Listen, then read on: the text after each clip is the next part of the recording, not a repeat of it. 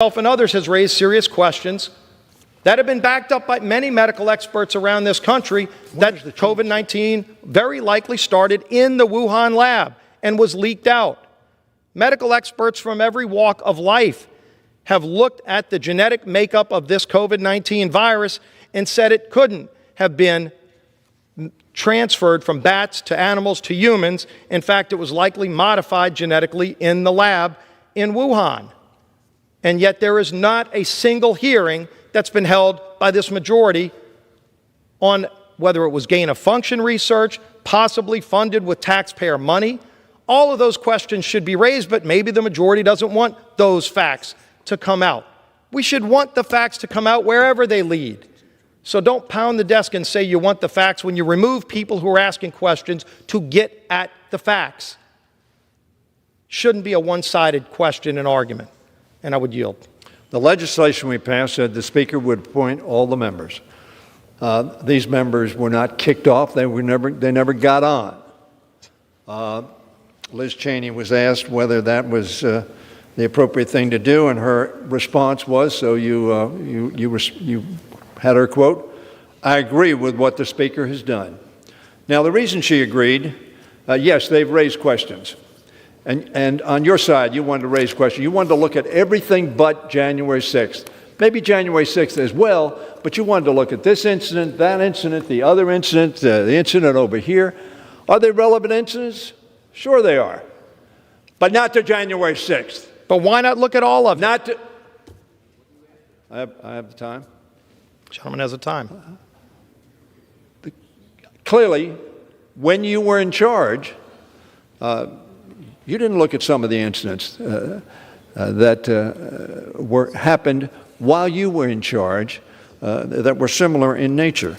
Very frankly, I think those incidents ought to be looked at, not by this commission, because they were incidents that did not involve insurrection, did not involve stopping the work of the Congress of the United States, did not terrorize members of this House. Now, I know that some of you have had pictures taken of you in this house. You look pretty terrified to me. You thought there was something serious happening. And this stuff that this was a tourist visit is absurd. And the issue of dissembling is not new. President Trump put that in an art form. If he didn't like what was going on here, he created something over here with a tweet or a comment or an action that he took. That's the shell game.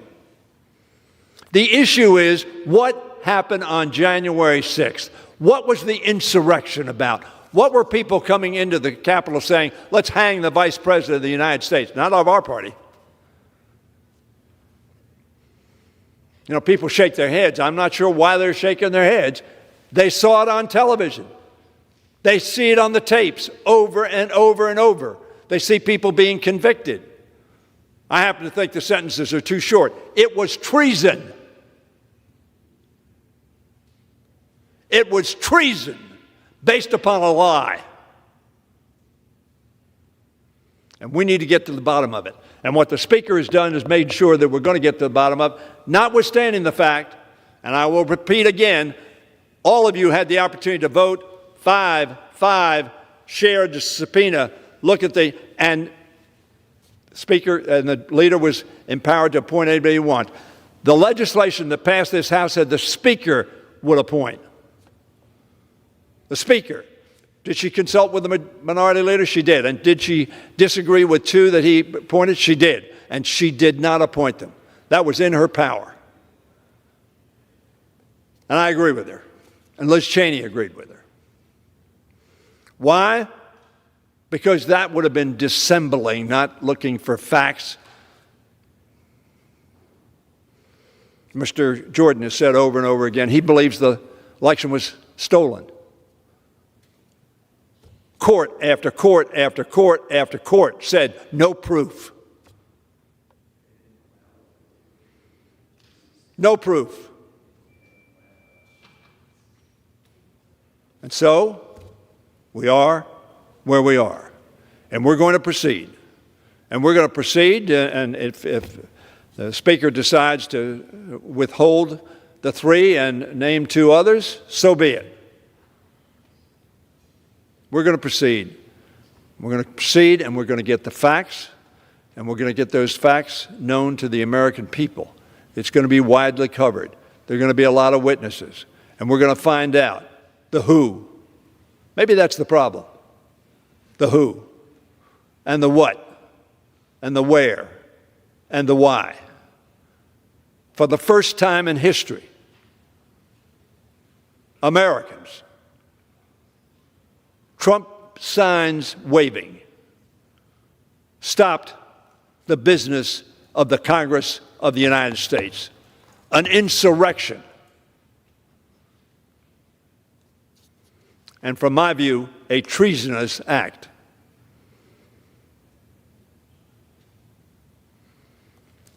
So we're going to proceed. I yield back. And again, if the facts were what the majority wants, then the majority wouldn't be afraid of certain members asking tough questions that maybe the majority doesn't want. And since the gentleman brought up Mr. Jordan, I'll tell you a question that Mr. Jordan's been raising publicly. One of the questions Mr. Jordan's been raising is why weren't the Capitol Police better equipped when there was intelligence weeks prior to January 6th, that there may be large crowds, there may be threats. Why weren't the Capitol Police more equipped? Were National Guard offered to the Capitol that were rejected? And at what level, if that's the case, were they rejected? Maybe he was starting to ask those questions. Maybe he should have just sat back and not raised those questions until after the committee started, but he started raising those questions. And by the way, they're important questions to be answered, but he won't be able to ask those questions about why the Capitol Police weren't better equipped because Speaker Pelosi yanked him off the committee when he was selected by the minority leader. And you could talk about the power of the Speaker and brag that that's her power. But just because you have the might doesn't make it right. What she did was an abuse to say, I'm just going to choose who on the Republican side I'm going to allow. But boy, if some other members are going to ask tough questions, I have the power to take them off. That's not what power is used for. This House, this democracy, we should want the facts. And if some members are going to ask tough questions, you should want everybody to be asking tough questions. And if the facts lead there, you go there. If the facts don't lead there, you go somewhere else and you ask more tough questions. But if some members are going to ask tough questions that the majority doesn't want to be asked, that undermines the credibility of that commission to remove them from asking those questions, and I would yield. Does the gentleman believe that the 3 members that the Speaker accepted and was willing to appoint would not have asked those questions? I yield. They haven't said publicly whether they would or not. Mr. Jordan sure did. And again, maybe he was punished for raising tough questions in advance of the hearing and should have waited. But in the end, those were questions. Sheriff Nels, who was also one of our selections, he was right there with these brave Capitol Police officers, holding down the House of Representatives so the chamber wasn't breached. Sheriff Nels was right there. But again, if the integrity of that commission is now undermined because Speaker Pelosi chose to remove people who were going to ask tougher questions, then ultimately it proves that this is not a commission set on finding the facts. It's a commission set on establishing a narrative, regardless of the facts. That's a disgrace for this institution to go down that road. There's still time to reconsider. I would urge the majority to reconsider how they use or abuse the power that's vested upon them. And I would yield. I thank the gentleman for yielding. Your side had an opportunity to support the Capitol Police. Your side had an opportunity to support law enforcement. Your side had the opportunity to increase the capability of the Capitol Police to respond to insurrectionist, violent, criminal agents. Your side had that opportunity, and what did it do? To a person, voted no. And we passed it. We passed support of the Capitol Police. We passed support to strengthen our defenses. We passed legislation to try to make the Capitol more secure and our Capitol Police safer. We passed that legislation, not with a single one of your votes, and it went to the Senate. And it sits.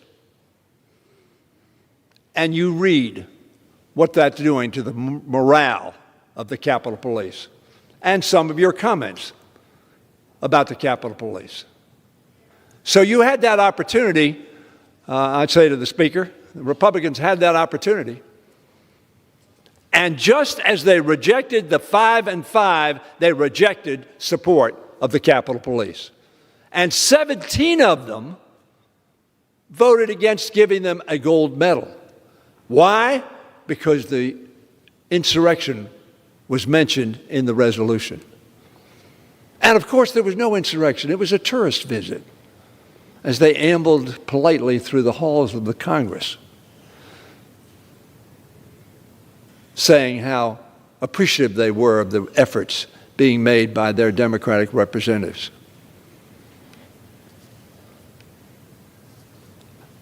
If you saw it that way, if you believe that, it is impossible for me to understand why. So I tell the whip, Mr. Speaker, that the Republican Party has had 2 opportunities to have an even, fair commission. They rejected, apparently, according to what the whip says, because we didn't want to look at Seattle. We didn't want to look at this city or that city or the other city or this, that, the other. And by the way, Vice President Biden made it very clear that those who committed criminal activities were not demonstrators, they were criminals. Biden said that. And I agree with it. What they didn't want to look at is who recruited the crowd that came in here. Who riled that crowd up? And who deployed them to the Capitol of the United States for the specific objective of stopping the steal? And what he meant, of course, is us acting. And his vice president, who he talked to on numerous occasions about stopping the election, concluded that that was not legal, that was not within his authority. And so he acted consistent with the law. That really annoyed Mr. Trump.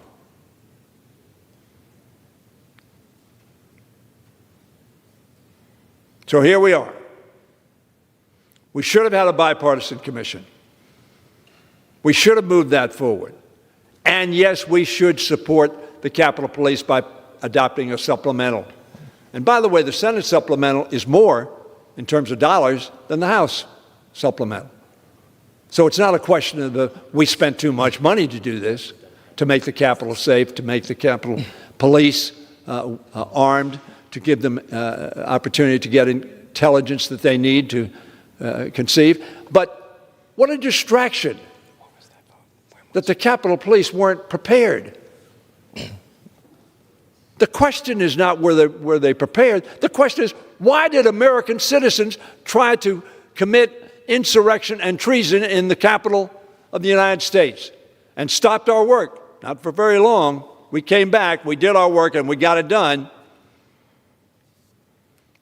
to the benefit of our country and our democracy and our image around the world. Our democracy was resilient.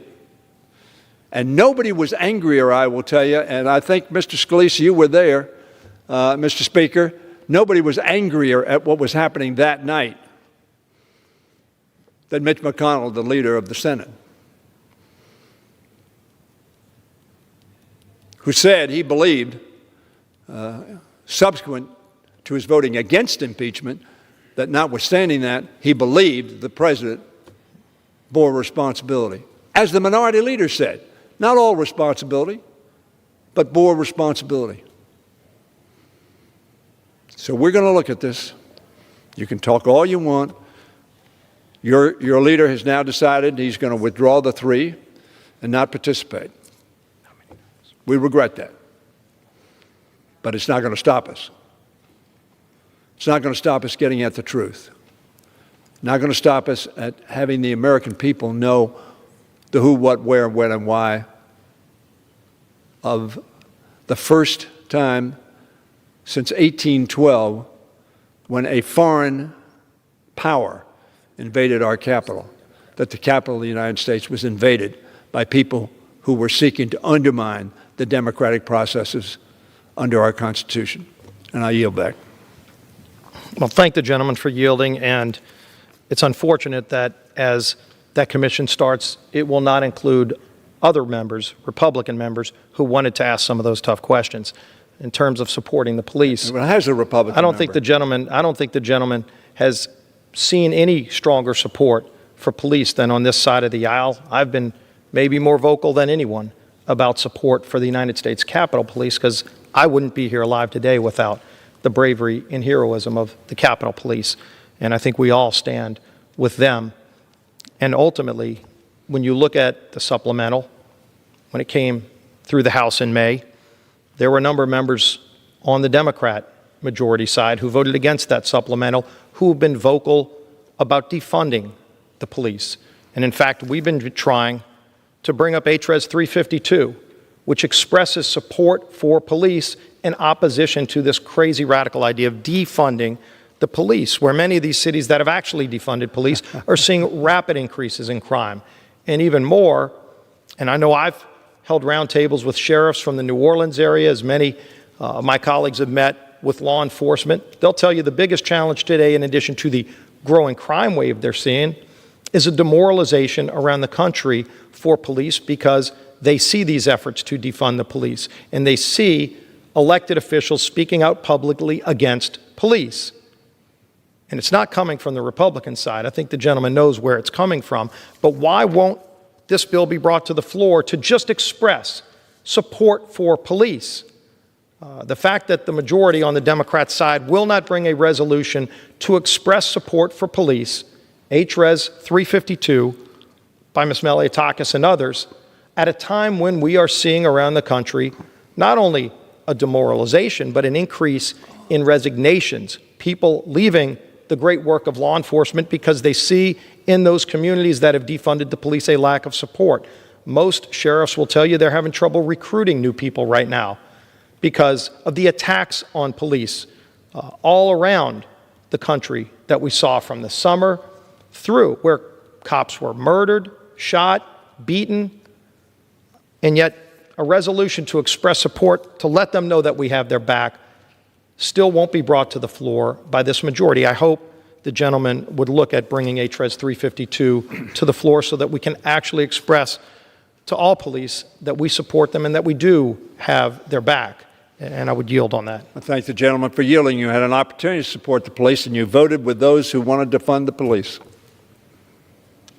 All of you. You had an opportunity just a few weeks ago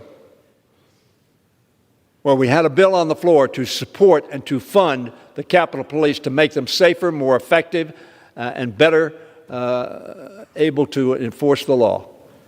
And you all, to a person, voted no. You had the opportunity. So, and you voted with those who you say on our aisle didn't want to do that. But it passed. Why did it pass? Because the overwhelming majority of Democrats, it's the only reason it passed, voted to support the police, our Capitol Police. And I will tell you, that is also true of our members in terms of supporting law enforcement at the federal, state, and local levels. Are there some who say some things? Yes, there's some people who say some things on your side. I've quoted a couple of them that I'm sure you don't support. But having said that, you know, the proof is in the eating of the pudding. We had a bill on the floor that supported the police. You voted against it. Every one of you. Mr. Speaker, you can talk all you want about supporting them, but very frankly, the bills you're going to be voting on next week support the police. They're not defunding. Unlike the Trump budgets, if you look at the Trump budgets, who cut law enforcement funding? Trump budgets. Check me on that. Then come to the floor and say Hoyer was not telling the truth. Check me. You had an opportunity, Mr. Speaker. The minority had an opportunity to support the police. They all voted no. The Senate's doing the same. It's a shame because it's undermining the morale of the Capitol Police. And you've seen that reported in the newspapers. This is not me saying it. They don't understand why, and Mr. Scalise is absolutely right. The Capitol Police have kept him in particular and others who were attacked by a crazed, apparently left wing, but a crazed, bad person. Maybe mentally defective, but did a very bad act, and he was targeting Republicans. And we all stood up and when Mr. Scalise was in the hospital and thanked the Capitol Police for protecting him and others on that site. That was a terrible, terrible, venal, criminal act. The guy was probably a Democrat. I don't know. And we'll call him out for being that. And that's what we all do. And on January 6th, some very bad criminal people acted in this Congress, in this Capitol, against our democracy, against our Constitution. And we want to study it. We want to get the facts so it doesn't happen again, and so we know who is fomenting this insurrectionist psychology. Who rationalizes it on this floor? Now. I yield. Thank the gentleman for yielding. And just to point out, President Biden himself a year ago said he supports efforts to divert money away from police, which, by the way, is the same thing as defunding police. If you're diverting money away from police, you're defunding police. But again, there's a resolution that's been sitting out there for a while now to 352. Express support. I hope we would bring that to the floor and express that support. There are also a number of other issues dealing with inflation. We're seeing a dramatic increase in inflation across this country. Everything somebody buys, from going to a grocery store, we're paying more for things like eggs and milk. If you try to go on a summer vacation right now, you're paying over 40% more for gasoline. You're seeing it across the board, and that increase in inflation, dramatic increase, is a tax. It's a tax on hardworking families. This shows, for the gentleman, so many of those things. Used cars up 45%. If you can even find a car to buy because there's such a shortage when the government's paying people not to work. The borrowing, by the way, and spending of trillions of dollars, which is some of the items that are going to be coming to the floor next week and beyond, trillions more, much of it deficit spending, is part of the reason we're seeing inflation in those things. Gas, 45% up. Home prices, 15% up. Milk, 5%. Laundry machines, 29% if you can get one. You might have to wait 6 months to get a washer and dryer. All of this is a tax on hardworking middle-class families. What we should be doing is bringing legislation to the floor to confront these problems, not to keep spending trillions and trillions more in deficit spending and higher taxes that ultimately would lead to a more evaporation of middle-class jobs, which is what the majority is bringing. But I would hope that the gentleman would look at legislation working with Republicans to start addressing some of these problems that are affecting household families all across this country. Republican, Democrat, Independent, doesn't matter. They're seeing this problem. And they would like to see this Congress confront it, not make it worse with more deficit spending, with more multi-trillion-dollar spending bills and higher taxes that will ship more jobs overseas, shutting down energy production in America while the president's signing or authorizing agreements with Russia to use pipelines to ship their energy to other countries. He's shutting down pipelines in America so that we can use more of our natural resources, again, leading to higher prices across the board, things that are adversely affecting families. I would hope we could bring legislation to confront these challenges to the floor, and I would yield. I thank the gentleman for yielding. We have brought them to the floor. We're going to continue to bring them to the floor, and we hope you support them. We've created 3 million new jobs, more jobs in our first 5 months than any administration in history. You forgot to mention that figure. At double the monthly rates of the 5 months prior to that under the Trump administration. The average number of new unemployment insurance claims has been cut in half.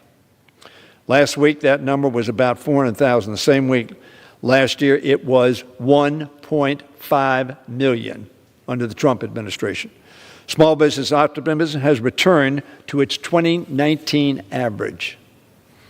The economy grew at 6.4% in the first quarter. Independent projections from CBO, the IMF, the Federal Reserve, the World Bank, and OECD, and many others all forecast America this year reaching the highest level of growth in nearly 4 decades. Furthermore, as you know, the director of the Federal Reserve has opined that he thinks, yes, there is a surge in inflation. Yes, we're concerned about it. The Federal Reserve is watching it. We are watching it. We want to keep inflation in check. The gentleman referenced that we're paying people not to work. Let me remind the gentleman we had 4 bills which did similar things that were passed in overwhelming bipartisan fashion last year. Overwhelming bipartisan fashion. And none of them would have become law without the signature of President Donald Trump. Now, what happened? Donald Trump left, and bipartisanship left with him. Not because he was so bipartisan, but he thought that doing what we were doing was good for the people, and therefore I think he thought good politics. I think that's accurate. The fact is that this economy is now doing exactly what we want it to do. It's growing. Now, it's surged. There's no doubt about that, and that surge has resulted in inflation hiking at a higher rate than we would like, including the products that the whip mentioned, Mr. Speaker. We need to contain inflation because it does rob those, particularly on fixed incomes. But the multi-trillions that were spent last year, one of which, the CARES Act, was spent with almost a unanimous vote in this House, $2 trillion. So we did that because we believed that the magnitude of the challenge confronting us by COVID-19, both to the health of our people and the health of our economy, demanded such a robust response. One of our members who had been vaccinated, some members hadn't been vaccinated, has come down. Now, hopefully the vaccinations that he has will moderate any adverse impact of this Delta virus. But I would say to the gentleman, it's a little bit like the commission. You want to focus on the bad news, not focus on the good news. You want to focus on other news, not the central news of the insurrection. And I understand that strategy, but there's a lot of good news happening in America. There's some bad news, too. Part of it is because people haven't gotten vaccinated. Your state has that problem. Mississippi has that problem. South Carolina has some other states have that problem. My state has that problem. Not to the extent of some other states, but all 50 states are seeing a surge. So that giving up and getting off the field at this point in time is not appropriate. And I think that we're going to find that the president's program that he suggests, as he says, and I agree, will have a generational impact for decades to come in making sure that our economy continues to grow, that our people are educated, that we expand the middle class, lift people out of poverty, as we did with children who are now 50% of them are going to be lifted out of poverty. That's good news for America. It's good news for all of us. Those kids are going to be better educated and make more productive contributions to our society. So I hope a number of you will support pieces of legislation will carry that vision of the president's into fruition, and we'll work towards that end. I yield back. Thank the gentleman. And as we look at those bills that are coming to the floor next week, frankly, they would make those problems worse. And I know when we talk about the inflation side, we talk about inflation because it's the thing we hear the most when we talk to our constituents back home. Because regardless of the statistics, the data is little solace if you see your dollar going for less far. In fact, you see your dollar not going as far because whatever you're making, you're spending even more money than you were spending before and waiting longer to get things because of these policies. In fact, the spending itself is part of the problem that is leading to inflation. People get that. And so they look at these multi-trillion-dollar spending bills and they're starting to ask the questions. What's really in those bills? If it's not things to help my family, because I'm paying more with all this new spending, what is in it? We just found out today there's millions of dollars in the bill that's coming to the floor next week, specifically just for one entity, Planned Parenthood of Marmont, San Jose, California. Planned Parenthood, the largest provider of abortions in the country. So not only is Hyde being discarded, the mutually agreed upon, bipartisan, and not just Henry Hyde with a few other people. Henry Hyde passed this in the 1970s under a Democrat majority. Democrats and Republicans said taxpayer funding shouldn't be used to provide abortion, and it had always been sacrosanct in spending bills that this Congress passed, Republican and Democrat, since that time until now. And so not only are they gutting Hyde in the bill, but they're putting millions of dollars into Planned Parenthood by name. This is what drives people nuts when they see that kind of spending and a disconnect because they're paying more money for regular household goods, and instead of us confronting that on the floor, they see this kind of spending that is generational because it's the next generation that will have to pay for it. Because as much as it seems this majority wants to raise taxes to spend more money, even all the taxes that would run more jobs out of this country don't cover all of this kind of radical spending. I would hope we go a different direction. We surely will be opposing that kind of radical spending, and it surely won't be helping those families who just want answers, who just want to see relief from the problems that they're facing. And I would yield. Thank the gentleman for yielding. It was not radical spending in 2020 because Trump signed the bills. Trump left and it became radical spending. That's situational ethics, Mr. Speaker. I'll leave it at that. Final point I'd like to bring up is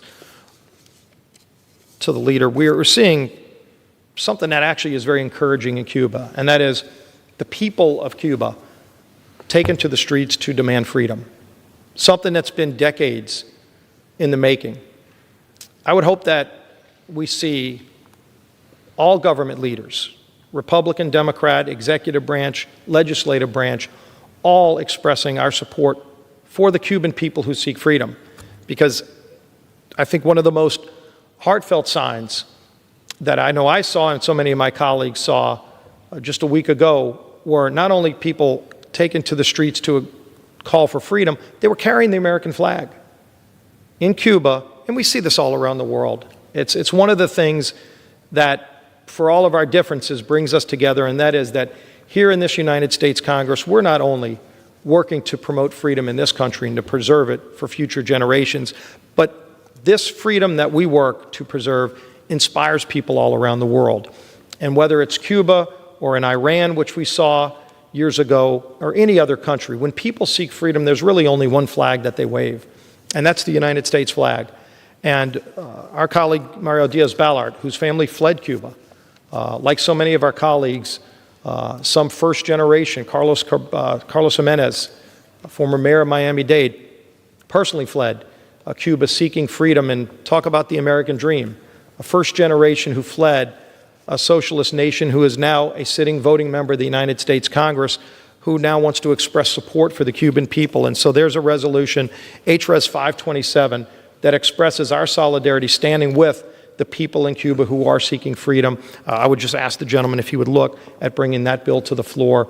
So as the people in Cuba are trying to get that freedom, and they're being heavily oppressed, many may even be being murdered right now as they've shut down the internet, they've shut out the media because there is no freedom of the press. We are hearing stories that are very alarming. If we can express our support that we're standing with those people in Cuba who do seek freedom as well, I think it would be a very strong signal, and I would ask the gentleman if we could look at bringing that to the floor, and I would yield. I thank the gentleman for his comments. As he knows, the President of the United States has strongly expressed support of those who are seeking freedom and liberty in Cuba. He said that shortly after the demonstrations occurred. He has maintained that position. I share that opinion with him, and we are discussing what action we might be taking here in this House. I yield back. I thank the gentleman, and I appreciate that. Hopefully we can work together to get that brought to the floor and express that support in unison, and that would send a strong message. And with that, Mr. Speaker, I yield back the balance of my time.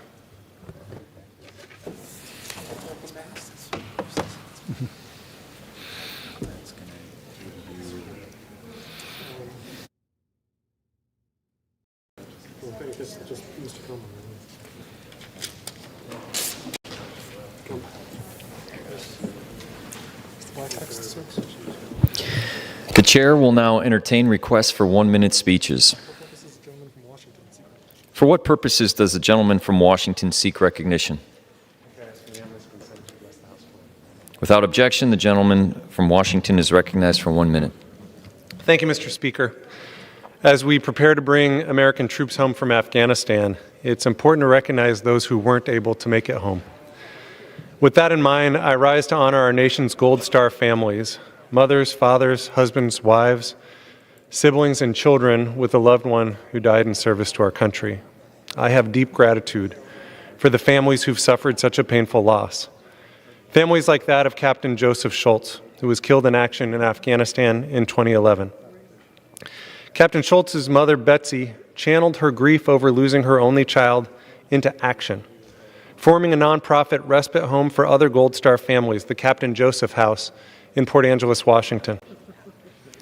Captain Joseph House and organizations like it provide a network of support and comfort for the surviving family members. Their work matters, and we should be grateful for it. Mr. Speaker, I offer my gratitude to all who have lost a loved one in service to our country. Thank you, Mr. Speaker, and I yield back. For what purpose does the gentleman from Louisiana seek recognition?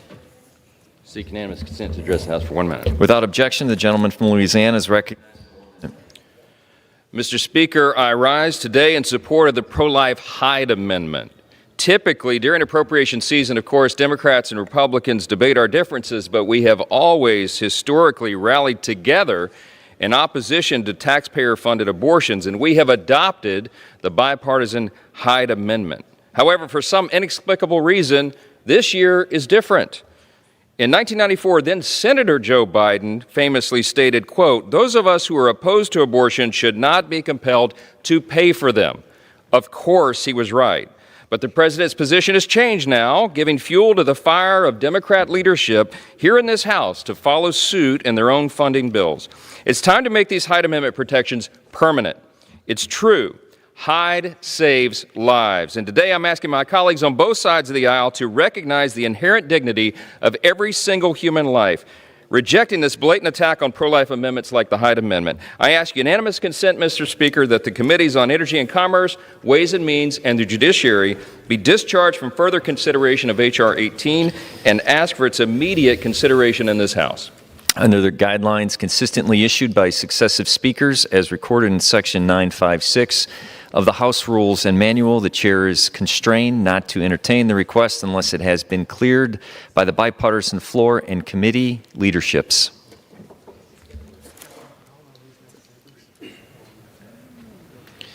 For what purpose does the gentleman from California seek recognition? Mr. Speaker, unanimous consent to address the House for 1 minute. Without objection, the gentleman from California is recognized for 1 minute.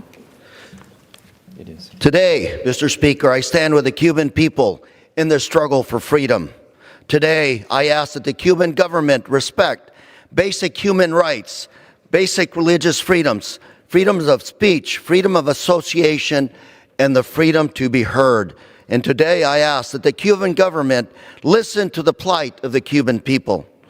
Deteriorating living conditions, rising health care concerns, COVID-19, all of these factors have left the Cuban people hungry, vulnerable, and very angry. And that's why after decades of repression, thousands of brave men and women, especially young people, have taken to the streets of Cuba, marching to be heard, demanding that the Cuban government respond to their pleas for help. And instead, the Cuban government has responded by halting internet access and beating and arresting Cuban citizens that are calling for freedom. In Havana alone, the Cuban government has attacked protesters and has arrested more than 100 young people. If the government of Cuba wants to normalize relations with the United States, the first thing the Cuban government has to do is to respect human rights and religious freedoms. And with that, I yield. For what purpose does the gentleman from Ohio seek recognition? Seek to address the House for 1 minute. Without objection, the gentleman from Ohio is recognized for... I rise today in support of the Cuban people and against the illegitimate, violent dictatorship that continues to assault the basic freedoms and rights of the Cuban people. This photo here behind me is of two of my heroes, my abuelo and abuela. In 1960, they and their children were forced from their homeland by the communist regime for having the audacity to say no to Castro and his thugs. 60 years later, that same regime and that same poisonous ideology wreaks terror on the Cuban people, as the people courageously march in the streets knowing full well what brutality awaits them as they ask for the most basic of human rights. Yet there are some in this body who foolishly wish to blame America for the plight of the island and the suffering of the Cubans. Let me say emphatically that the Cuban people are suffering and crying out for freedom because the communists have spent 60 years cynically destroying their country and trying to break the spirit of their own people, and they will not succeed. I stand firmly against the Castro regime and any of their apologists, and I stand with the Cuban people who are crying out for freedom. I yield back. For what purpose does the gentleman from Indiana seek recognition? I ask unanimous consent to address the House for 1 minute. Without objection. Mr. Speaker, throughout my career, I have worked to protect vulnerable populations. Yesterday, I was proud to support the Consumer Protection and Recovery Act, which will aim to protect exploited consumers, including the elderly, who are oftentimes the most at risk. The Federal Trade Commission has an essential role to safeguard consumers from businesses that utilize misleading and deceptive practices. These bad actors must be held accountable, and the victims of any scam deserve justice. I appreciate the leadership of the House Energy and Commerce Committee to ensure that the FTC has the capabilities it needs to protect all individuals from fraud. I encourage our Senate colleagues to consider this important legislation as soon as possible. Thank you, Mr. Speaker, and I yield back my time. For what purpose does the gentleman from Ohio seek recognition? Ask unanimous consent to address the House for 1 minute. Without objection. Thank you, Mr. Speaker. Nearly 20 years ago, I introduced legislation in this House which passed the House and the Senate. President George W. Bush signed into law, went all the way to U.S. Supreme Court, and is now the law of the land. It banned partial birth abortion in this country. Well, that was landmark legislation. Today, it's more important than ever that we protect innocent unborn life. That's why a little over a month ago, the city of Lebanon, in my congressional district back home, became one of more than 30 cities across the country, the first in Ohio, to become a sanctuary city for the unborn. It's why I've consistently and enthusiastically supported legislation which would get rid of the funding for Planned Parenthood and its affiliates, and supported legislation like H.R. 18, which codifies the Hyde Amendment to ensure that federal taxpayer money does not fund abortions. And it's why, Mr. Speaker, I ask unanimous consent that the Committees on Energy and Commerce, Ways and Means, and the Judiciary be discharged from further consideration of H.R. 18, the No Taxpayer Funding for Abortion Act, and ask for its immediate consideration in the House. We should not allow tax dollars to go for funding other people's abortions. Yield back. As the chair previously advised, that request cannot be entertained absent appropriate clearance. For what purpose does the gentlewoman from Michigan seek recognition? Mr. Speaker, I ask unanimous consent to address the House floor for 1 minute and to revise and extend my remarks. Without objection, the gentlewoman is recognized for 1 minute. Thank you, Mr. Speaker. I rise today in opposition to the gun violence plaguing this country and the elected officials who stand by and watch, content on not passing new laws to address its scourge on the American people. I rise for the 9-year anniversary of the mass shooting that took place in a movie theater in Aurora, Colorado, 9 years ago this week. 12 lives gone, 70 injured. I rise for all of those who were at the baseball game just this last weekend around the corner running for their lives because they heard there was a shooting. Your gun rights are not under attack when 23 million firearms were sold in the United States of America in 2020 alone. But what is under attack is your ability to live freely in this country without the threat of gun violence in a movie theater, in your place of worship, in your school, in your background, or driving around at night. I rise for the students who marched for their lives, and I rise because the need to pass a law for gun safety is of the fierce urgency of the now. Thank you, and I yield back. For what purpose does the gentleman from Ohio seek recognition? I seek unanimous consent to address the House for 1 minute. Without objection, the gentleman is recognized for 1 minute. Thank you, Mr. Speaker. This past December, America lost another hero from our greatest generation, Herb Heilbrunn. Born and raised in Cincinnati, Herb enlisted in the Army Air Corps after the attack on Pearl Harbor. He flew 35 missions during World War II, where he earned the Distinguished Flying Cross for saving the lives of his crew after his plane was hit.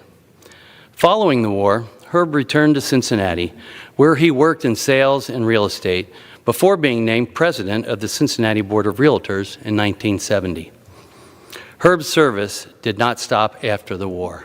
Herb Heilbrunn devoted the later years of his life to traveling our great United States of America with his best friend, a fellow Cincinnatian and Tuskegee Airman named Johnny Lear. They reached out to teach students the importance of respect, racial tolerance, and friendship. Herb was a truly beloved member of our community, always appearing at veterans events, proudly in his uniform. He passed away at the age of 100. It was a privilege for me to call Herb Heilbrunn my friend. May we all honor him for his life of service and dedication to our country, to his community, and to his family. And may he rest in peace. Earlier this year, I introduced a bill to rename a post office in Norwood after Herb and John and urged the House to pass it without delay. Mr. Speaker, I yield back. For what purpose does the gentlewoman from Missouri seek recognition? Mr. Speaker, I ask unanimous consent to address the House for 1 minute. Without objection, the gentlewoman is recognized for 1 minute. Thank you, Mr. Speaker. St. Louis and I rise today with heavy hearts. Since the beginning of July, we have lost 3 civil rights giants in our community, Mrs. Hazel Irby, Mrs. Betty Thompson, and Dr. Henry Givens, Jr.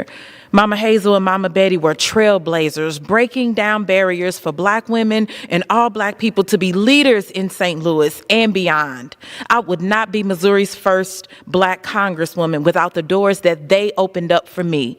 Dr. Henry Givens Jr. led Harris Stowe State University for 32 years. His leadership transformed Harris Stowe, the university I attended, from a small college with just one building into a nationally acclaimed HBCU that it is today. We will miss them all dearly, but together we are St. Louis strong. We will carry their work forward to build a more just future for all of us. Thank you, and I yield back. For what purpose does the gentleman from New York seek recognition? Mr. Speaker, I ask unanimous consent to address the body for 1 minute. Without objection, the gentleman is recognized for 1 minute. Mr. Speaker, I seek unanimous consent to address the House for 1 minute. The Biden administration announced that it would once again extend the U.S.-Canada border closure for non-essential travel until August 21st. This is yet another example of the president's failure on this issue. His second day in office, he signed an executive order calling for a plan that never happened. We have sent multiple letters from my office calling for answers. They have gone unanswered. Reporters have asked for clarity. The White House has dodged. Families and small businesses have pleaded for action so they can reunite and recoup lost revenue. They've been ignored. Canada has announced that they will allow fully vaccinated Americans in the country starting in August. This is long overdue, but still light years ahead of our president. This extension is unacceptable, ignores the science, and extends the suffering of families and small businesses in my region. Reopening the border for non-essential travel can be done safely. The time for stalling and silence has long passed. The Biden administration needs to act immediately and reopen this shared border. I yield back. For what purpose does the gentleman from Georgia seek recognition? Mr. Speaker, I ask unanimous consent to address the House for 1 minute to revise and extend my remarks. Without objection, the gentleman is recognized for 1 minute. Mr. Speaker, as elected representatives, we are obligated to handle taxpayer dollars in a manner that is both responsible and above reproach. For decades, legislators, through the provisions such as the Hyde Amendment, have rightfully shielded hardworking citizens' tax dollars from the unethical practice of abortion. However, countless legislative proposals this Congress prove that my colleagues across the aisle are not interested in preserving vital pro-life, good government provisions upon which our constituents depend, as they have intentionally eliminated the Hyde Amendment at every opportunity. By removing pro-life provisions like Hyde, we are subjecting the American people to funding practices that violate the sanctity of life. I could speak at length about the horrors of abortion, but the simple fact of the matter is this: taxpayer dollars should never financially support abortion, and we should always protect the conscience and the rights of our constituents. As such, Mr. Speaker, I ask unanimous consent that the Committees on Energy and Commerce, Ways and Means, and the Judiciary be discharged from further consideration of H.R. 18 and ask for its immediate consideration in the House. I am proud to stand up for the lives of the unborn, and I strongly urge my colleagues to do the same. As the chair has previously advised, that request cannot be entertained absent appropriate clearance. For what purpose does the gentlewoman from Minnesota seek recognition? Mr. Speaker, I request unanimous consent to address the House for 1 minute. Without objection, the gentlewoman is recognized for 1 minute. Thank you, Mr. Speaker. Most of Minnesota is in an extreme drought, and many of our farmers are facing a tremendous hardship. There are reports that herd culling is already being done around the region due to the lack of quality feed, and farmers will soon be forced to make impossible decisions regarding their crops and livestock. The situation is serious and demands our attention. I have asked the administration to allow emergency haying and grazing on CRP lands now, but that request was met with silence. If the drought continues, it worsens, and if the administration does not act, the impacts on our economy will be far-reaching.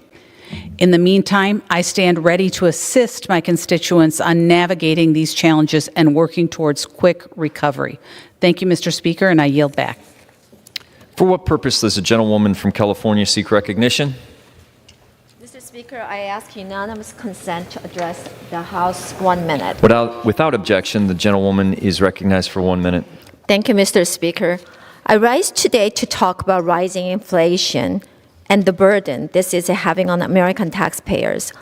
President Biden promised not to raise taxes on middle-class Americans, but the rising price of essentials like groceries, gas, and appliances are making your paychecks worth less. Gas prices are up 45.1%. In my home state of California, gas is more than $1 higher than the national average. We already pay some of the highest taxes in the country. And make no mistake, this inflation is a hidden tax on every single American. Despite these rising costs that American families are paying the price for, President Biden has insisted that the solution is to spend trillions of more. American families are going to continue feeling the consequences as long as President Biden's reckless tax and spending spree continues. We need to rein in spending and lower taxes for those we serve, not spend trillions and leave future generations in debt. I yield back. For what purpose does the gentlewoman from California seek recognition? Mr. Speaker, I ask unanimous consent to address the House for 1 minute. Without objection, the gentlewoman is recognized for 1 minute. Mr. Speaker, I rise today to honor Antonio Tony Rangel, who is a longtime veteran from city of Placentia, who is now the namesake of American Legion Post 227. Mr. Rangel served in the United States Army during the Korean War and has spent more than half of his life as a member of the American Legion. Mr. Rangel has not only served our nation, but also has long been a pillar of our Placentia community. He was named Placentia Citizen of the Year in 1989 and continues to live up to that title each and every day. It is only fitting that the Post 277 building is officially the Antonio Tony Rangel Hall. Thank you, Mr. Rangel, for your service to our country and to California's 39th Congressional District. Thank you, and I yield back. Thank you. The chair lays before the House the following personal request.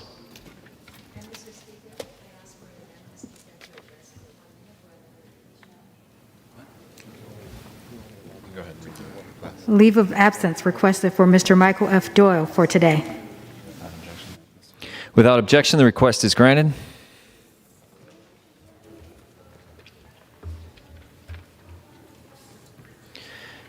Under the Speaker's announced policy of January 4th, 2021, the gentleman from Texas, Mr. Green, is recognized for 60 minutes as designee of the Majority Leader.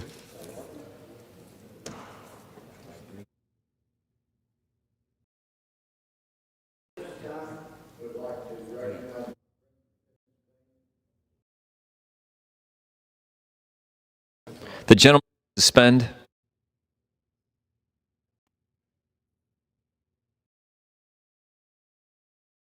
Under the Speaker's announced policy of January 4th, 2021, the gentleman from Texas, Mr. Gomert, is recognized for 60 minutes as the designee of the Minority Leader. This time, yield to Mr. Kelly. Mr. Speaker, first of all, I want to thank my good friend from the state of Texas, Mr. Gomer. It's always a pleasure to be with you, sir. But today I want to talk about something that's near and dear to all of us, and maybe I'm exaggerating when I say dear to all of us, but an agency, a federal agency that one time former Senator Orrin Hatch described as the most feared federal agency in our country. I'm talking about the IRS. I'm talking about right now in the operations of the IRS. In recent months, we have learned that the agency has yet to process millions and millions of tax returns filed over the past 3 years. People across this country have been waiting to receive money that is theirs far longer than is reasonable. And the agency should be working night and day to catch up. And I want to take this opportunity also to thank my friends on both sides of the aisle, because for most people in our districts, we are the IRS. We are the people answering those tough questions and helping them navigate in an almost impossible federal agency in order to get things done. Now, at the same time as this backlog persists, the agency is doing things that take us back to the last time that Mr. Biden was in the White House. And we've returned to those bad old dark days of the Obama administration when Lois Lerner and her cronies were targeting conservative nonprofit organizations because of their political views. Just weeks ago, the IRS was caught red-handed once again in a letter declining a nonprofit status to a Christian organization. The agency decried biblical teachings as a non-neutral, politically oriented form of speech. These bureaucrats had the audacity to say that the organization's Bible teachings about the Christian faith, which are shared by millions upon millions of Americans of all different political views, were too aligned with the Republican Party to warrant a nonprofit status. Now, upon learning of this shameful decision, my friend from Texas, Kevin Brady, and I joined Americans across this country to demand answers as to how the IRS could come to such an egregious conclusion. And thankfully, and only because of this oversight and the exposure to what happened, our legislative oversight and the public's righteous indignation caused this agency to reverse its course. But again, only because of our oversight and the exposure to what was actually taking place within this agency. Listen, this IRS needs more oversight and accountability if we're to expect it to do the right thing. But the one thing I want to explain to all of our citizens across the country, if you get a call from the IRS, understand that that call is not from the IRS. The IRS will only contact you by mail. When I go home and I think all of my colleagues are the same, I hear people tell me, the IRS called me. I said, that's not the IRS. That's a scam. But you know what? There's things we have to do. We have not only an obligation, we have a responsibility to improve all federal agencies. Now, it's sad to say that the only scandal entangling the IRS this year isn't the one I just talked about. In an outrageous criminal act, someone, either inside or outside the IRS, breached IRS systems and leaked the confidential tax records of thousands and thousands of Americans to a left-wing propaganda outlet, ProPublica, which proceeded to publish these private financial details in pursuit of a political narrative on tax policy. This is an astonishing breach of trust that should cause every American to wonder if his or her own tax information could be weaponized against them. It's not far-fetched. When President Donald Trump's tax returns were leaked to the New York Times last year, I noted that if this could happen to the President of the United States, it could happen to any American. Well, Mr. Speaker, here we are. In 2019, the late Representative John Lewis and I worked together to figure out how we could reform the IRS so that it would better serve our taxpayers. We worked as friends, set aside any political difference we may have had, and authored the Taxpayer First Act, which was passed with overwhelming support from this entire Congress and signed into law by President Trump 2 years ago in July of 2019. The primary intent of this legislation was to make the IRS a customer service-oriented agency. Our tax system is a voluntary system. After all, this is one of the few federal entities that Americans will interact with consistently for their entire lives. From their birth until their death, they will have actions within the IRS. There are few things more intimidating than having to resolve a dispute with the IRS, so making it a resource rather than an adversary was our chief claim. That was what we were trying to get to. But how can an agency that takes years to process tax returns, leaks private financial records to damage certain taxpayers, and wields its vast power to punish people or organizations with certain political or religious views can be seen as anything other than an adversary? Look, the IRS is one of the most powerful forces in our lives. And I think that all of us as Americans, and I've heard this so many times when I go back home, and I'm sure you've heard it, and I'm sure you feel the same way. People tell me, I don't mind paying my taxes as long as those monies that I put in get used the right way. But I do fear the agency with which I have to interact. Let's work together to hold this agency accountable. Not all members of the IRS who we're criticizing or who we're looking at right now. We're talking about there are certain things that happen within that agency that absolutely are terrifying to the average American. We, as a body, representing everyone in this country, need to take a look at where it is that we're failing and where it is that this agency has failed and why it has become such an intimidating agency. If you want to restore the faith in any of our agencies or any of the things that we do in our life, you do it by actually working within the framework of that agency and looking at what we can do as the personal representatives of the American people to cure the situation as it exists now and make the IRS a service-based agency and not one of intimidation. I thank you, Mr. Gohmert, for yielding me the time, and I yield back. Appreciate so much those observations. It's so important for everybody to understand. The IRS is feared, and we learn through people like Lois Lerner that it's not always honest, and yet nobody's been held account. And I'm hoping that at some point that will occur. But I'm so grateful to my friend from Pennsylvania. At this time, recognize my friend from Oregon, Mr. Benz, for such time as he may utilize. Mr. Speaker, thank you, Congressman Gohmert, for your time. Speaker, I rise today to call the nation's attention to a tragic event unfolding in my state of Oregon, the horrifically destructive bootleg fire. This fire, now the third largest in my state's history, has consumed some 400,000 acres. That's about 660 square miles of previously beautiful landscape, pine, fir, sagebrush, grass, and meadows. The fire has taken millions of board feet of timber, the lives of thousands of forest creatures, cattle by the dozens, if not hundreds, horses, fences, buildings, and homes. The fire has released hundreds of thousands of tons of carbon, which could have remained sequestered far into the future. The smoke plume created by this conflagration has reached across this nation more than 2,000 miles, polluting the air as it's passed by, reaching finally the East Coast, including the air right here in Washington, D.C. I've spoken with people whose homes and ranches were in the path of this fire. It moved so fast they could not gather and remove their cattle in time to save them. They have been sending me pictures of animals that have perished and pictures of many others who had to be put down because of injuries they suffered from the flames from which they could not escape. These are truly some of the saddest photos I've ever seen. So how did we get here? Fires happen naturally in our western forests. They have always been a part of the western landscape. These fires used to burn low to the ground at relatively low temperatures. Underbrush, vegetation, and smaller trees would burn, and in what were normal times, larger trees would survive.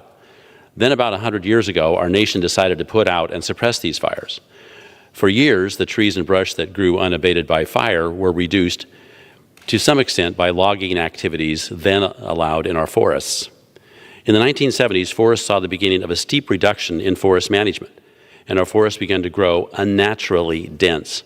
Federal regulations decimated the timber industry, leaving more and more trees and brush on our federal lands. Fires fueled by this huge amount of ever-increasing woody mass grew in their ferocity and danger. And now, after years of fire suppression and woefully inadequate forest management, we are paying the price. The horrific infernos we're seeing out west are not the fires of century past. These terrifying, out-of-control wildfires become so immense, they often start burning from the top of trees, not from the underbrush, leaping from treetop to treetop, causing the fire to travel faster and burn hotter. The blame for our forest's deplorable and dangerous condition does not belong to any one person or group. However, I must call out the massive special interest lawsuit industry that profits from the operation of the Access to Justice Act by legally kneecapping almost every attempt to manage our western forests. So what's the long-term solution? We're seeing some early evidence that managed forests fared far better than did forests that were not thinned or otherwise treated in anticipation of the fires that are sure to come.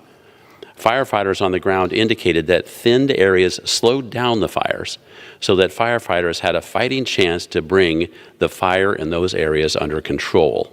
This is good news because it means there is some hope. There is a way out of this if Congress can find the political will to work toward a solution. I am pleased to report I am working with Ranking Member Bruce Westerman, whose Resilient Federal Forests Act will be a huge step toward giving the Forest Service the tools it needs to better manage our vast public lands. In fact, today I introduced legislation included in that package, the Common Sense Coordination Act. This bill will cut through some of the red tape that agencies must overcome to complete critical forest management activities.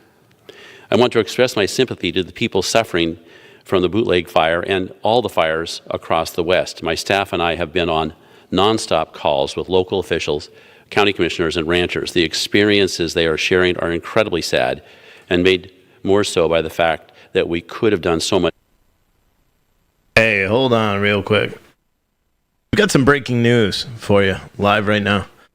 It seems the world is ending. No, I'm just kidding. Everything has been hacked. There's widespread outages. We just saw it a few minutes ago, actually. I think April's working on an article about 911 systems in North Carolina and Virginia being out. There was, a lot of 911 systems out in northern or in the western, southwest Virginia, and now it seems that has spread quite a bit.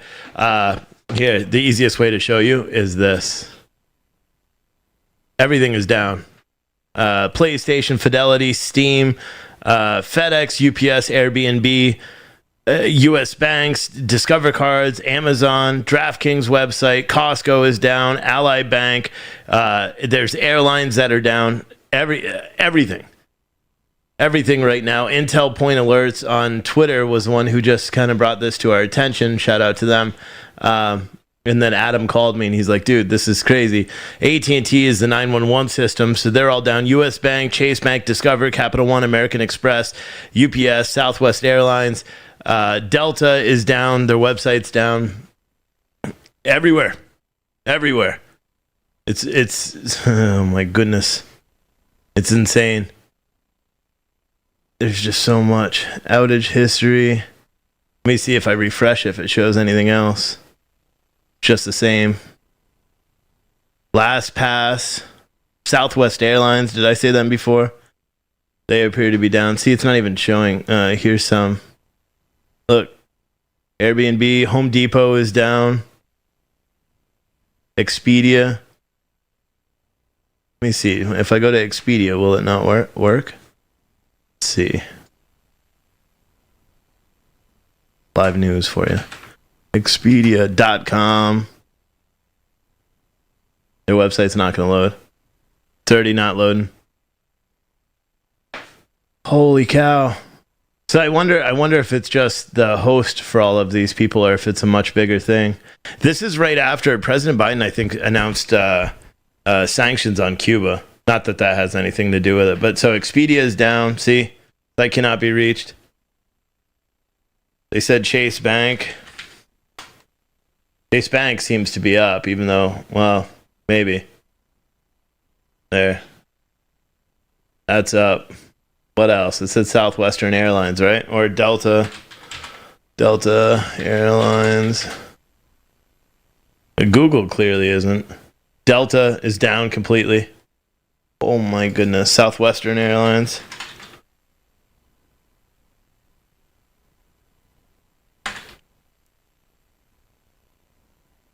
See, their website looks to be back up.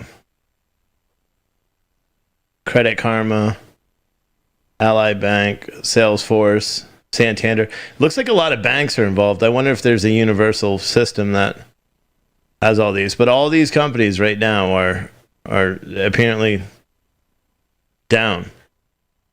USAA. There a lot of banking. Here's the thing. If this is a hack, this is an attack on our banking system, which is critical infrastructure, just like the pipeline and all that other stuff that's happened in the past couple of weeks, the water systems. And it's weird because there's been 2 hearings over the past 24 hours, past 48 hours about about ransomware and cyber attacks taking place. Yesterday in one of those Senate hearings, they actually were talking specifically about water and the waterways and how those systems can be manipulated. It's pretty nutty. Citizens Bank is down. I wonder if it'll refresh and see if there's anything else. I mean, down detector is loading quick as hell. Expedia we saw was down. HBO Max is now added to that list of being out. It's such a wide range of stuff that's down, though. I'm wondering if it's just the hosting sites. Because it said Amazon Web Services is down, so this could... Well, Cloudflare is apparently down as well. Uh-oh. We have Cloudflare. It's pretty insane. Pretty insane. So I'm guessing that the White House press conference is going to be delayed because this is technically, the biggest news of the day so far. Let me see on Twitter. Several communications, financial, and transportation software outages reported. Let me just search outages here. I'll show you guys what I'm doing. Disclose to set it. Yeah, 911. There was an article out earlier. Let me see. I know I sent it to April. If Cloudflare is down, this isn't good. Adam said, yeah, Cloudflare is the service that blocks DDoS attacks and things like that. So we implemented it after we continuously kept getting DDoSed. Our website's got other things too. So this is an article that was out earlier today by WFXR, Fox, a Fox affiliate down south, I believe. At least 9 counties and 3 cities in southwest and central Virginia are reporting outages or calls related to their 911 systems this morning. Rockbridge County Fire and Rescue Emergency Management says it appears to be part of a multi-state 911 outage and is asking community members to call or text 911 in case of an emergency. The Buena Vista, the city's phone system, is also down. They've posted on Twitter, if you need help, please email them. The Campbell County Department of Public Safety says all services to the county's 911 and non-emergency phone lines have been disrupted. Where is this? Wythe County, Virginia. They're experiencing call issues with their 911 systems. Galaxy City, CenturyLink is experiencing a network issue impacting 911 in Galaxy, Grayson County, and Carroll County. And they're asking anyone with an emergency to call a local number from a landline or texting 911. The Grayson County Sheriff's Office said CenturyLink is working to repair a fiber cut in the Marion area. Halifax County Rescue Squad also said the county's dispatch system is down due to a fiber cut. According to the Red House Volunteer Fire Department, again, Southern Virginia, fiber optic line cut is impacting 911 service in Charlotte County. They're asked to call local numbers. Patrick County Sheriff's Office said the CenturyLink issue. But again, it appears that it's not just a CenturyLink issue because it's going on in a much larger area. See the latest updates on Twitter.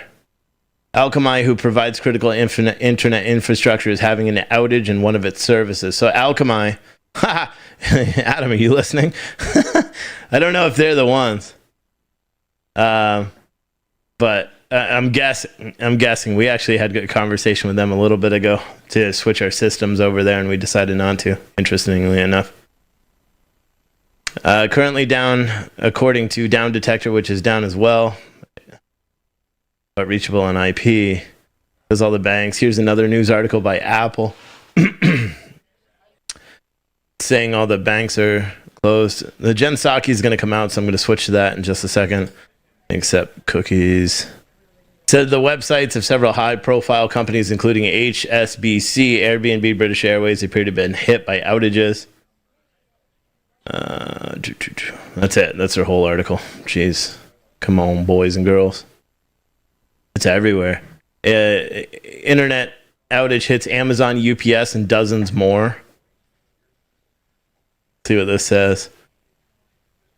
Alchemy says that it's experiencing a service disruption. Alchemy Technologies. Alchemy is experiencing a service disruption. We are actively investigating the issue and will provide an update. The April, I guess that is, if you're writing an article, I think you are. I'm guessing this tweet, just put that in there. The Alchemy, Akamai. Akamai. They provide domain name services that, according to 12 minutes ago with their live blog, Akamai provides domain name services, says that it's experiencing problems. There's no guarantee that this is the whole cause of the problem, but it does appear to be part of it, at least not because many of the affected websites are featured on its customer's page. Oh, that's interesting. Domain name system, or DNS, is something like the phone book, a map of the internet and all the websites with IP addresses too. Widespread outage probably means nothing has broken in the infrastructure on the internet, was a comment by Andrew Griffin with The Independent. Previous problems like this have not been the result of problems with the companies that run the websites, but rather the companies that run the internet. Similarly, there's a major outage over a month ago, for instance, which later tracked a problem too fastly. Even a small problem as one of these companies, blah, blah, blah, and it just keeps going on. See if Down Detector is updating it. So, okay, so now they've updated their system across the top. You can't really see it there. But now it says reports indicate there may be a widespread outage at Akamai, which may be impacting the service. Not very good, boys and girls. Not very good, but that's, it's the new normal, right? It's the new normal. Anyway, the White House press conference is going to start here in a minute, but in the meantime, I'm going to switch over back to the hearings that we were just watching, and I'll switch never mind, they started right now. Hold on. Gina Raimondo. Today she will be telling us about a new economic development initiative that the department is launching thanks to the American Rescue Plan. She'll take a couple of questions. After that, as always, I'll be the bad cop. With that, I'll turn it over to Secretary Raimondo. Thank you, Jen.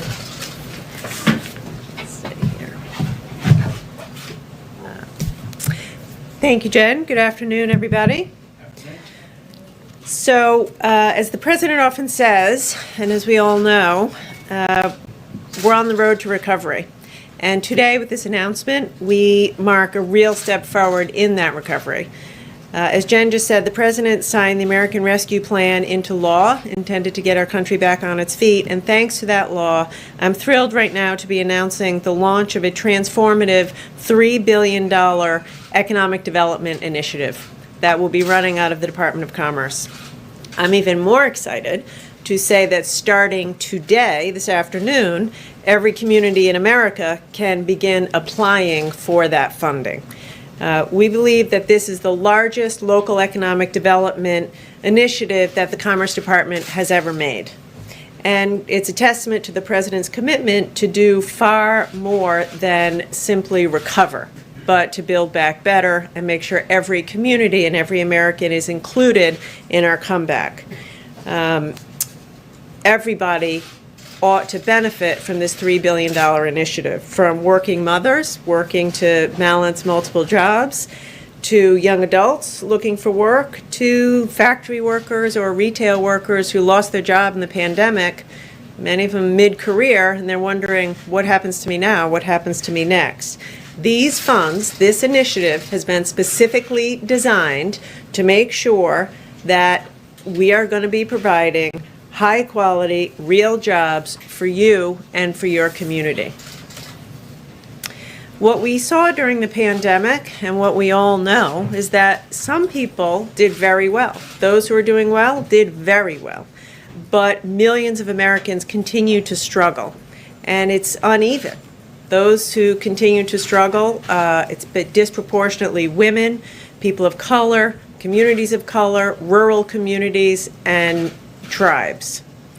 We know 2 million American women dropped out of the labor force since the start of the pandemic, mostly because of lack of affordable child care and paid leave. So ensuring that these $3 billion are distributed equity is core to our investment strategy.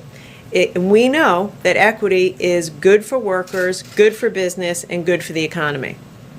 As many of you know, I'm the former governor of Rhode Island, and as a governor, I saw what good paying jobs mean to American families and mean to communities. This initiative has the potential to create, we believe, 300,000 jobs in the near term, revitalize dozens of communities around America, and drive innovation in underserved communities and revitalize depressed economies. The good news is the Department of Commerce's Economic Development Agency has been doing this for decades. They have a track record of success. In fact, I saw that on Monday when I was in Albany, where EDA's investments over the last 10 years have helped that city and region become a global semiconductor and bioscience hub. And in fact, the employment growth rate there has grown by 30% in those industries. This initiative that I'm announcing today will bring that type of transformative growth to communities all over the country. So at the end of the day, as the President has so often said, our economy can't recover until everybody in every community is included. So I'd like to briefly describe the components of this $3 billion initiative. It begins with what we're calling the Build Back Better Regional Challenge. This is a $1 billion challenge for up to 30 regions across the country seeking to revitalize their economies. It's designed to focus on innovation and spur projects that grow new industries and scale existing ones.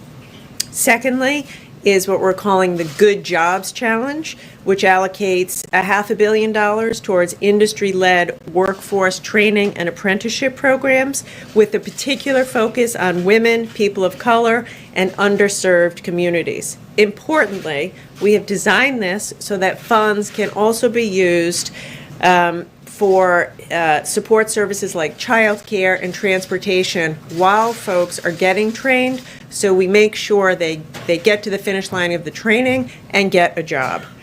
For the hard-hit communities hit hardest by the loss of travel and tourism, we're providing $750 million to accelerate the recovery of travel, tourism, and outdoor recreation. Through the Economic Adjustment Assistance, we're offering $500 million to hundreds of communities across the country to create new jobs, spur economic development, and put Americans back to work. Our Indigenous Communities Commitment sets aside $100 million to meet the needs of Indigenous communities with everything from broadband to health centers and more, deliberately designed to be flexible to meet the needs of the community. And finally, we're making a $300 million commitment to invest in economic development in coal-affected communities.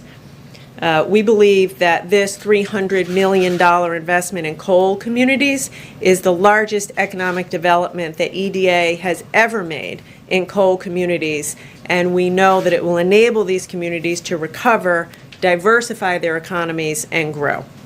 So these grants together reflect the values and priorities of President Biden's Build Back Better agenda, and they, alongside of the jobs plan, will accelerate America's economic recovery and help the country continue to get back to work. So spread the word. Applications go live this afternoon, and we look forward to working with communities around America. Jeff. Madam Secretary, two questions. One, can you explain how people can apply for these grants?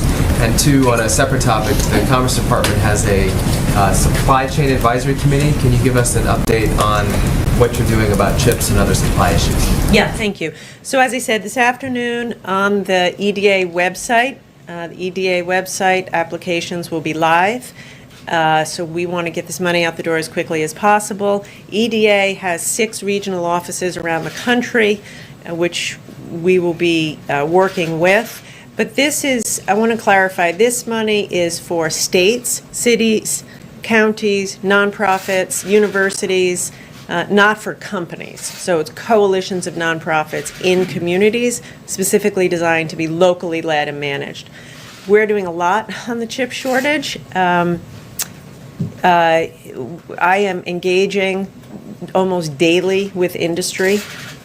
We are working as hard as we can to get the House to pass the CHIPS Act, or their version of USICA.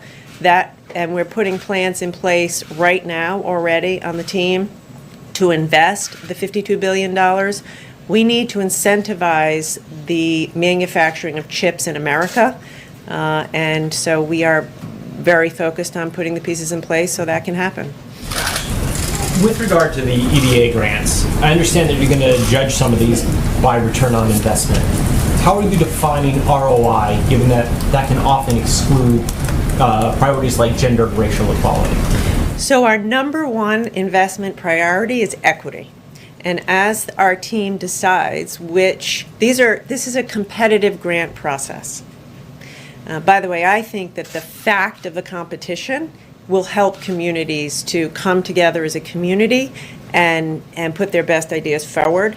In order to qualify to get the money, you have to prove to us that you'll have an equity lens, and whether it's job training that you're doing, you have to make sure that women, people of color, veterans, people who've been left out, will be included in this. So it's a lens that we're going to take across the $3 billion. And like whoever does it the best? Correct. Exactly. Rachel? What type of, thank you, Madam Secretary, what type of follow-up will there be? You're emphasizing equity, but will you be following up to make sure that that money is distributed fairly to the communities that you're speaking of that really do need it? Great question. So we are deeply committed for this to be transparent. Everything's going to be online. It's going to be on our website. It's going to be a wide open, transparent process. And we are, at the get-go, putting in place accountability measures. And this is something I am very serious about, having been a governor, being on the ground. We are going to track every penny to make sure that it's doing what it's supposed to do. And the ROI is jobs. We think we can create, in the short term, hundreds of thousands of jobs and fundamentally revitalize dozens of communities around America, so that a few years from now, we'll create 300,000 jobs. 10 years from now, we will have communities that are a beehive of economic activity that 5 years ago were distressed. Nancy? Thanks, Secretary Raimondo. A few days ago, the U.S. government and governments around the world accused China of malicious cyber activities. Have you gotten any reaction from your Chinese government counterparts about these accusations? And do you believe that the statements alone are going to be enough to change Chinese behavior if they aren't paired with punitive measures like tariffs or sanctions? Yeah. So I have not had, to answer your first question, the answer is no. I have not had any interaction. President Biden's been very clear on this. There will be consequences, and we will use all tools at our disposal in order to protect Americans and American businesses. Pam? Thank you. You mentioned that some of this money would go to communities hit hard by the loss of travel and tourism. Do you have a sense of how big that hit has been, and what share of that is because of the public health related travel bans? So we know that nearly every community in America has been affected, and I want to be clear that of the $750 million, every state will receive something. So $500 million is going out as quickly as we can in the next few weeks, and everyone will participate, and then 200 or so is competitive. I think the answer to your question is it's impossible to answer, or I don't think it's possible to figure it out that way. But we do know about a year and a half ago we shut down travel and tourism. I lived it in Rhode Island. Newport, Narragansett, Block Island closed. We shut it down, and we're still trying to build back after that. And so that's what this money is intended to do, to help these communities to get back into the business of tourism and travel. Kelly? How would you assess, Madam Secretary, the worker shortage that many employers are finding, where they're having difficulty getting back up, especially in some of the hospitality and tourist areas? It is acute. There is every business I talk to says that they need to find talent. So I don't know if I would call it a shortage per se. I would say there's a skills gap. And that's why we put so much money of this $3 billion, $500 million of $3 billion is just for skill development, apprenticeship, high quality job training. What I hear all the time is from companies, we are ready to hire, but people need to have the skills. They need digital skills, cybersecurity skills, data skills, cloud computing skills. And so that's what we have to get at the business of. And by the way, we need to make sure that women and people of color and people in rural areas have those digital skills so they can get those good jobs. So that's what this is about, and that's what I hear most often from companies. Caitlin's going to have to be the last one. Thank you, Secretary. Last week, the President said he would have an update for us on international travel restrictions in a few days. Do you have any update on that, and do you believe it's time for the U.S. to reopen its borders? Yeah, I do not have an update on that except to say a couple of things. International travel is vital, and it's vital to commerce. And we are taking a methodical approach based on data and based on science. My primary message with respect to that and to the American people, get vaccinated. Like, increasingly, this is a disease of the unvaccinated. 97% of people in hospitals with COVID are unvaccinated. So if you're asking me, what can we do to get our economy back on track? Get vaccinated. Because as more people do that, then we can continue to think about opening travel, going back into the office, etc. Thank you, Secretary Raimondo. We appreciate you. Thank you so much. Do I have everything? Thank you. I'm sorry, she's got to go. Busy day. Okay. Couple items for you at the top. This afternoon, the President will bring together leaders from both the labor and business community at the White House to talk about the critical need to invest in America's economic strength by passing the bipartisan infrastructure framework. While some of the participants at this roundtable may have sat across the negotiating table in the past, now they've joined together as part of a broad coalition of labor and business leaders backing this plan. And they're joined in their support by bipartisan leaders in Washington, governors, mayors, and an overwhelming majority of the American people. I also wanted to note that today the Department of Justice is announcing or has announced the launch of 5 gun trafficking strike forces in regions around the country to combat the uptick in gun crimes that we've seen over the last 18 months. As part of this announcement, the Attorney General and Deputy Attorney General will visit the headquarters of ATF in Washington before the Attorney General travels to Chicago to meet with the leaders from the Chicago Police Department and attend a listening session with participants in a group that offers innovative programming to reduce gun violence. The regional strike forces we've talked about a bit in the past, but they will leverage existing resources to ensure sustained efforts across city and state boundaries to help stem the supply of illegally trafficked firearms in 5 key regions: New York, Chicago, Los Angeles, the San Francisco Bay Area, Sacramento region, and Washington, D.C. And this is part of the administration's comprehensive crime reduction strategy announced last month at the White House with Attorney General Garland. In addition to targeting gun traffickers to keep guns out of the hands of criminals, the President's plan bolsters local law enforcement efforts by giving them the resources they need to hire more police officers and engage in effective community policing. I also wanted to note that this afternoon the President will sign H.R. 1652,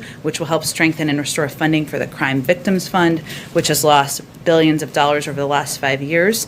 This was originally passed in 1984, which established the Crime Victims Funds, which received most of its funds through deposits from criminal fines and penalties from convictions in federal cases, and does not receive any appropriated funding of taxpayer dollars. The awards grants to states, local governments, and other entities through DOJ's Office for Victims of Crime. With that, Josh. Thanks, Jen. 3 subjects. Okay. First, given the spread of the Delta variant, return to offices, is the administration looking at new mask guidance as reported by the Washington Post? Well, I know that the head of the CDC, our public health arm, just spoke to this earlier this morning and made clear that there had not been a decision to change our mask guidance. 2, it's being reported that President Biden plans to impose sanctions on Cuban officials because of the attacks on protesters. Can you outline the administration's goals with regard to those sanctions? Sure. Well, I can confirm for all of you that there will be more from the Department of Treasury and the Department of State later this afternoon on sanctions, and the announcement will be coming from them. But in terms of our approach to Cuba and what we're trying to accomplish, we have, of course, condemn mass detentions, sham trials, and disappearances that are attempts to threaten the Cuban people into silence. We continue to call for the swift release of peaceful protesters who have unjustly been detained. We've made clear over the last week that addressing this moment was a priority for the administration and for President Biden, and that he had asked his team to look into a range of options that would both help the Cuban people, help provide humanitarian assistance, help look into addressing issues like the lack of internet access, and that also sanctions authority was a part of those considerations. So this is an announcement that will be coming later this afternoon. I'd also note that we'll continue to engage closely and coordinate with our international partners from the OAS to the UN and others to collectively condemn the actions of the Cuban government. And then last, real quick, National Association of Realtors says that home prices are up 24.3% from a year ago to $363,300, a record. Are home prices too high for an economy that's supposed to be growing from the bottom up and middle out? Well, first I would say the president is quite focused on making sure we're doing everything we can to help middle-class families as the economy is recovering and as there are ongoing challenges in our economy that have been longstanding, including supply chain issues, which you and many others are quite familiar with. And as he talked about a little bit last night, there are a range of factors that impact that. The shortage of lumber that is starting to pick back up has, of course, impacted the building of new homes, which has raised the prices of older homes. So his focus and a big focus of this administration is on addressing supply chain issues to help address some of these skyrocketing prices in the market. But also, he is focused on providing assistance to renters, to homeowners, and others to get through this period of time in our economy. Go ahead. Jen, today China rejected a WHO plan for a second phase of an investigation into the origins of the coronavirus, including audits of laboratories and markets. What is the White House's reaction to that, and how will this impact the U.S. dealing with China on this going forward? Well, let me first reiterate that the United States supports the WHO plan for Phase 2, which commits to ensuring these studies are scientific, transparent, expert-led, and free from interference. We have certainly seen the PRC's comments, again, rejecting Phase 2 of a WHO study. We're deeply disappointed. Their position is irresponsible and, frankly, dangerous. Alongside other member states around the world, we continue to call for China to provide the needed access to data and samples. And this is critical so we can understand to prevent the next pandemic. This is about saving lives in the future, and it's not a time to be stonewalling. I would note that we believe in a multilateral approach. That has not been an approach that has been taken prior to the president taking office, and that has been a big focus of his strategy as it relates to our engagement with China. So, and that relates to our approach to global health security, which is why we rejoined the WHO on day one. Unfortunately, Phase 1, as you all know, did not yield the data and access from China that we think is necessary. But our support for a multilateral approach and the Phase 2 plan is because it's rigorous and science-based. But most importantly, it's not just the United States calling for this. As a part of our renewed engagement and our efforts to build a coalition of support around the world with allies and partners, we're joined by the international community on this. Partners and multilateral organizations who are also calling for and pressuring China to be engaged in the second phase of this discussion. I would also note, I'm almost done, there's a lot to say about this topic. In Cornwall, at which many of you were with us for that trip, the G7 leaders together called for a transparent, evidence-based investigation, including in China. And after the Phase 1 study, we were joined by allies and partners across the world in a joint statement calling for a transparent and independent analysis, expressing our concerns over the lack of access and urging momentum. It's clear China isn't living up to their obligations. What our focus is on is building this multilateral effort and support for putting pressure on and making clear that it's unacceptable and dangerous. Do you see any consequences for China for this decision? Well, I'm not going to get ahead of any policy process. I will tell you that, again, our approach to China as it relates to global health security is going to continue to be in a coordinated fashion with our international partners. Just one last on China. Yeah. They have also started a new crackdown in Hong Kong, this time on children's book authors. Any thoughts on that? I think we have expressed many times before, unfortunately, because there has been reason to express many times before our concerns about the crackdown on freedom of speech, freedom of media, crackdown on human rights activists in Hong Kong, and we continue to express that. Go ahead. You mentioned there had not been a decision to change the guidelines on wearing a face mask for fully vaccinated Americans, but have there been any conversations within the administration about possibly changing those guidelines?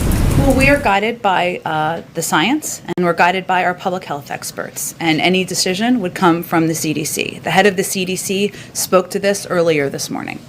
So conversations within the administration, that's what the Washington Post was also reporting. There were early conversations within the administration about possibly changing those guidelines. I've seen the reporting, but what I can tell you is that there has been no decision to change our mask guidelines. If any decisions about public health would be driven by the CDC. But of course, we are engaged with public health experts and the CDC about how to continue to attack the virus. And we've never said that battle is over. It's still ongoing. It would be more concerning, or should be more concerning, to all of you and the American people if we were not having those conversations. So there are certainly conversations about steps we can and should take, but I think Dr. Walensky was quite clear this morning. And just one quick follow-up. We heard the CDC director today warn about the rise in the Delta variant, saying that it's spreading with incredible efficiency. At what point would the White House reconsider the protocols for the president and for administration officials? Well, we're guided by the public health guidance and the CDC guidelines, and that's what we abide by here. They have not changed those, and so we continue to abide by the guidelines we've announced to all of you. Go ahead. Thanks, Jen. Obviously, there are a lot of parents who are wondering what school is going to look like in the fall. And last night, the president said this, quote, "The CDC is going to say that everyone under the age of 12 should probably be wearing a mask in school. That's probably what's going to happen."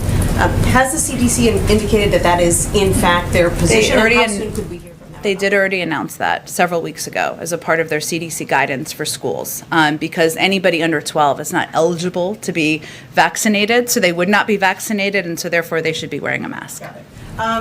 Also, we now know that Hunter Biden is going to be able to meet with prospective buyers at 2 art shows where his paintings are going to be on display later this year. How does this square with the goal of keeping him in the dark about the buyers of his art as a means to prevent even the appearance of undue influence? Well, this showing that was that you're referencing was previously public. He's not going to have any conversations related to the selling of art. That will be left to the gallerist, as was outlined in the agreement that we announced just a few weeks ago. We believe this is a reasonable system that has been established that allows for Hunter Biden to work in his profession within appropriate safeguards. So he's not going to discuss anything related to the selling of art. And I would reiterate that the gallerist will be the only person who handles transactions or conversations in that vein and will reject any offer that is out of the ordinary. Wouldn't it be more transparent to just release the names of the buyers so that everyone would know who purchased this art and how much they paid? Well, we won't know who the buyers are. Hunter Biden won't know who the buyers are. So I think the origin, I think, of this line of questioning, which is understandable, is about whether this would provide a situation for undue influence. But we won't know who they are. So there's no scenario where they could provide influence. Didn't they just announce on social media that they bought a painting? Again, I think we have set up a system which we feel is appropriate, has appropriate safeguards. We believe that Hunter Biden, just like any child of a president, should be able to pursue their professions and their passions. And any selling of the art would be through the gallerist. Go ahead. Thank you, Jen. On schools first, now that the education department admits they made a mistake in their guide for reopening by... How so? Well, they included advice from the Abolitionist Teaching Network, and they came out and said that was not supposed to be in there. Is the administration going to follow up with school districts to make sure that the Abolitionist Teaching Network material is not in lesson plans? Well, just to be clear for the context, because I know you love context of what you're asking about here, what you're referring to is a citation in a report of which there were 1,000 citations. So I'm quite impressed with your researchers for finding one of 1,000 citations. It was an error in a lengthy document to include this citation. the specific site does not represent the administration's view, and we don't endorse the recommendations of this group. And I believe it's been removed or is in the process of being removed. But we are close to schools reopening, and is there any concern if you don't endorse this material that was in there, citation or not, that it's in lesson plans? Well, first I would say that, as we've said many times before, we don't dictate or recommend specific curriculum decisions from the federal government. That is and will continue to be handled at the local level, and we believe that the American people trust teachers to make those decisions, not government. And then on masks, a few weeks ago, the president said we were closer than ever to declaring our independence from a deadly virus. Is that still the case if you guys are now reportedly considering asking vaccinated people to wear masks again? Well, first of all, the CDC director, who oversees decisions along those lines and all of our public health decisions, made clear that that was not a decision that had been made just a few hours ago. So I point out that first. Second, I would say what the president was referring to and continues to talk about, as he did last night at a town hall, is that we're quite proud of the progress that's been made. People over 65, more than 80% are vaccinated. Almost 70% of adults are vaccinated. 162 million Americans are vaccinated. That is certainly progress, but we are still at war with the virus. We've never said that would be over. We've always said that we'd be continuing to focus on ensuring we're meeting people where they are and getting them vaccinated, keeping them safe. But the president said in May, vaxxed or masked. I think a lot of people got the vaccine because they were hearing him say, if you get the vaccine, you don't have to wear masks anymore. So, and that continues to be CDC guidance. And you can say that that's going to be the guidance forever. I am not the CDC director. I understand, but people don't care who tells them to wear a mask. They should care. If it's the White House, shouldn't the they care if CDC, it's a doctor, a medical expert, or a spokesperson? I think most Americans actually do care. It's the government. Okay. Kelly, go ahead. Is there a conversation about encouraging people to make the personal choice that Dr. Walensky talked about today, if they, for example, are vaccinated but live in a state with low vaccination rates or have other considerations? Is part of your messaging going to be encouraging the personal choice piece on mask wearing? Well, that is currently our messaging, right? So I would say that for communities where there are lower rates of vaccination, and as we know, that's really concentrated in only a handful of states across the country where most of the cases are coming from, as we've seen the rise in the Delta variant, which is more transmissible, and if you're not vaccinated, it is transferring, no question, more quickly across people. People should wear masks, and that is something we will continue to encourage leaders and civic leaders and educators and people who are trusted voices in communities to make clear. And those are vaccinated people you're referring to make the personal choice to wear the mask in those high-rate areas. That's not the advice of the CDC at this point in time, so that is not a message we are conveying to people. Dr. Walensky said today that it can be a personal choice for the vaccinated. Of course, it can be. And some people make that decision because they are immunocompromised, because they have family members, because they just want an extra layer of protection, and we should all respect that. But it is not proactive guidance that the CDC is providing. Last night, the president said you're not going to get COVID if you have these vaccinations. Why did he say that when that is not what the science says? Well, what the science says is that 97% of hospitalizations are people who are unvaccinated. So yes, there are cases of individuals who are vaccinated, to be absolutely clear, who do have gotten COVID. It is a very small percentage and a small number of people. And those cases, vast majority, are asymptomatic, and they have minor symptoms, which means that you are largely protected. That was the point he was trying to make last night. It's been a couple of days since we talked about the breakthrough case on the campus here, and that you acknowledged there were additional... Hold on, she just lied. Because she said that the majority of the cases that are people with COVID-19 that have already been vaccinated, the majority of those cases are people that are asymptomatic. Well, according to the CDC, they no longer keep track of people that have been vaccinated that are asymptomatic unless they're in the hospital or dead. So she just lied because they don't even know that, because the CDC is no longer tracking it as of April of this year. Man, dude, they just lie, and there's no accountability. Nothing happens. They just continuously lie, and it's perfectly acceptable. breakthrough cases. Can you give us now the number of breakthrough cases that have occurred during the Biden presidency? Well, I would say first that our medical experts, our health experts, have been conveying from the beginning, as have we, that there would be cases of individuals who are vaccinated who tested positive for COVID. There are 2,000 people who work on the campus, and of course, so that means that just statistically speaking, there will be people who are vaccinated individuals who get COVID on the campus. What I announced yesterday or conveyed yesterday was what our policy would be moving forward. But no, I don't think you can expect that we're going to be providing numbers of breakthrough cases, no. Really? That's not transparency to give us a number, not the names, but a number of these cases? You must have that information. Well, Kelly, I think, one, we're in a very different place than we were several months ago. The vast majority of individuals who are vaccinated who get COVID will be asymptomatic. Yeah, I'm mad. So I paused it. It'll be, you won't lose your place. You know why they're not going to provide White House staffing breakthrough cases? I'll tell you why.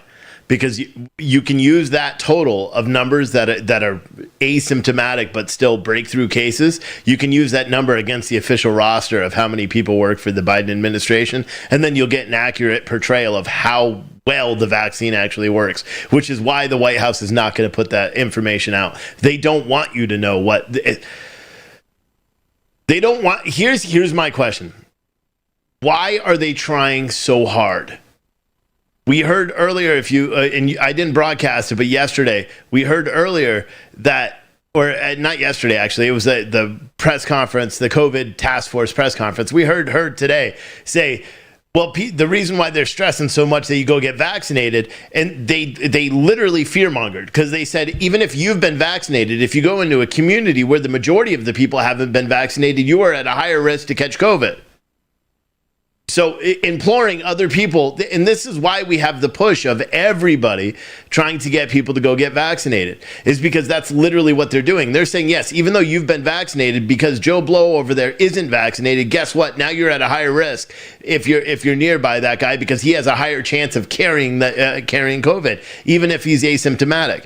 Because they, for some reason, they're ignoring the fact that you can be asymptomatic and vaccinated and still have COVID or the Delta variant. They're pretending that doesn't exist. So they're saying the only people that are passing COVID or the Delta variant happen to be people that are unvaccinated. That's why they keep pushing this agenda. I don't know about any of you, and I said this last night a little bit, but the more they push, the more they say, do this, the more they put it down my throat, it makes me be further away from ever, granted, I'm pretty damn far away from ever getting that jab.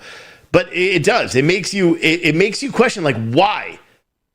Why? You heard the Secretary of Commerce earlier today say that, well, we need people to get vaccinated in order for jobs to reopen. Well, jobs are open. We don't have anyone going to work. They're pretending that it's all the unvaccinated people are now the fault for everything else. And the reason is because they don't have Trump in office. So the only thing it's so dumb. It's so dumb. And yet they lie. They just get up and they lie consistently and over and over and over. I'll tell you why Jen Psaki while they're not going to release the White House administration's breakthrough cases, the people employed by the federal government that have had COVID after getting a vaccine, because that is an easily traceable number, and you'll be able to get an actual percentage of how many people work for the government versus how many people that work for the government have tested positive for COVID after being vaccinated. You will have that information. That's why they're not going to put it out. So insane. Anyway, let's go back to this stupid hearing. Symptomatic or have mild cases. Every individual at this White House has been offered a vaccine, and we have been very clear that we will be transparent with anyone who has had close proximity contact with the president or any of the four principals as deemed by the White House Medical Unit with all of you. And if they approve having their name released, we will also release their names, but we will protect their privacy. That will be our policy moving forward, and we understand and agree that that is in the public interest. Go ahead. Jen, last night at the CNN town hall, the president was asked by a restaurateur about the worker shortage that the Commerce Secretary just called acute. She described it as a skills gap, but the restaurateur said that he had right now job openings he can't fill, and he asked the president if there's anything that his administration can do to help him and his business. The president seemed to struggle with an answer. Is there anything that his administration can do to help that restaurateur or people who are similarly situated with this acute worker shortage? Well, first I would say that we have already implemented, and the money has gone out the door, continues to go out the door for our restaurant restabilization program, something that was a part of the American Rescue Plan and helped many hundreds of restaurants across the country stay open, reopen, and that was assistance that came from the American Rescue Plan that the president signed into law. I think what the president was noting is that at this point in time, it's also a workers' market. And in some places, it may be that you have to pay more wages in order to attract workers. We don't have all the details, of course, about his individual circumstance, but we implemented a major program that helped restaurants stay open, something we strongly supported, we advocated for as a part of the package. If I can ask a follow-up to the question about the president's son and the art gallery events. You said that Hunter Biden is not going to discuss anything related to the sale of his art. Is that a promise that has been made in writing? And if so, is that an agreement that can be made available to the public? I'm making that clear to all of you now, that that is an agreement that has been made as a part of this, as a part of these events. Is it in writing? I can check and see if there's more detail. But I think it's pretty clear what the agreement is, so I'm not sure it's more complicated than that, but I will see if there's more to provide. Thanks, Jen. One on masks and then one quick one on the Fed after that. Dr. Fauci told reporters earlier today that there isn't enough research to know whether breakthrough cases can result in long COVID. The president has repeatedly told the public that they're safe from the worst effects of COVID. How can he be sure without this research? And if there's even a chance that breakthrough cases can result in long COVID, why not recommend masks more widely? Well, I think what the president's referring to, one, we've seen some interesting polling over the last week. I believe it was a CBS poll that showed that vaccinated people in the country are more fearful about the Delta variant than unvaccinated people. That's clearly concerning to us because unvaccinated people should be more fearful. And what the president wanted to convey to people in the country is the impact and effect of getting vaccinated. So we also... Here's what I want to know, all right? I want to know how many people that have been vaccinated have caught the Delta variant versus how many people that are unvaccinated have caught the Delta variant. Isn't it weird? The majority of the people, and it seems to me, I don't have the science behind this, but it seems to me that the majority of the people that have contracted the Delta variant all seem to be vaccinated, which could be the reason why. At least that's what's being portrayed in the media. Wouldn't you guys all agree? Wouldn't you agree that's what the media is portraying all the time? Is that, yes, even though you're vaccinated. Granted, Joe Biden, the president of the United States, got up on a national stage yesterday and said if you've been vaccinated, you will not catch COVID. But now they've walked that back already, saying he didn't mean that. He's the president of the United States. Can you imagine if Donald Trump said that? Hell, Donald Trump would tweet like, hey, it's a beautiful day today, and he's going to get attacked left and right.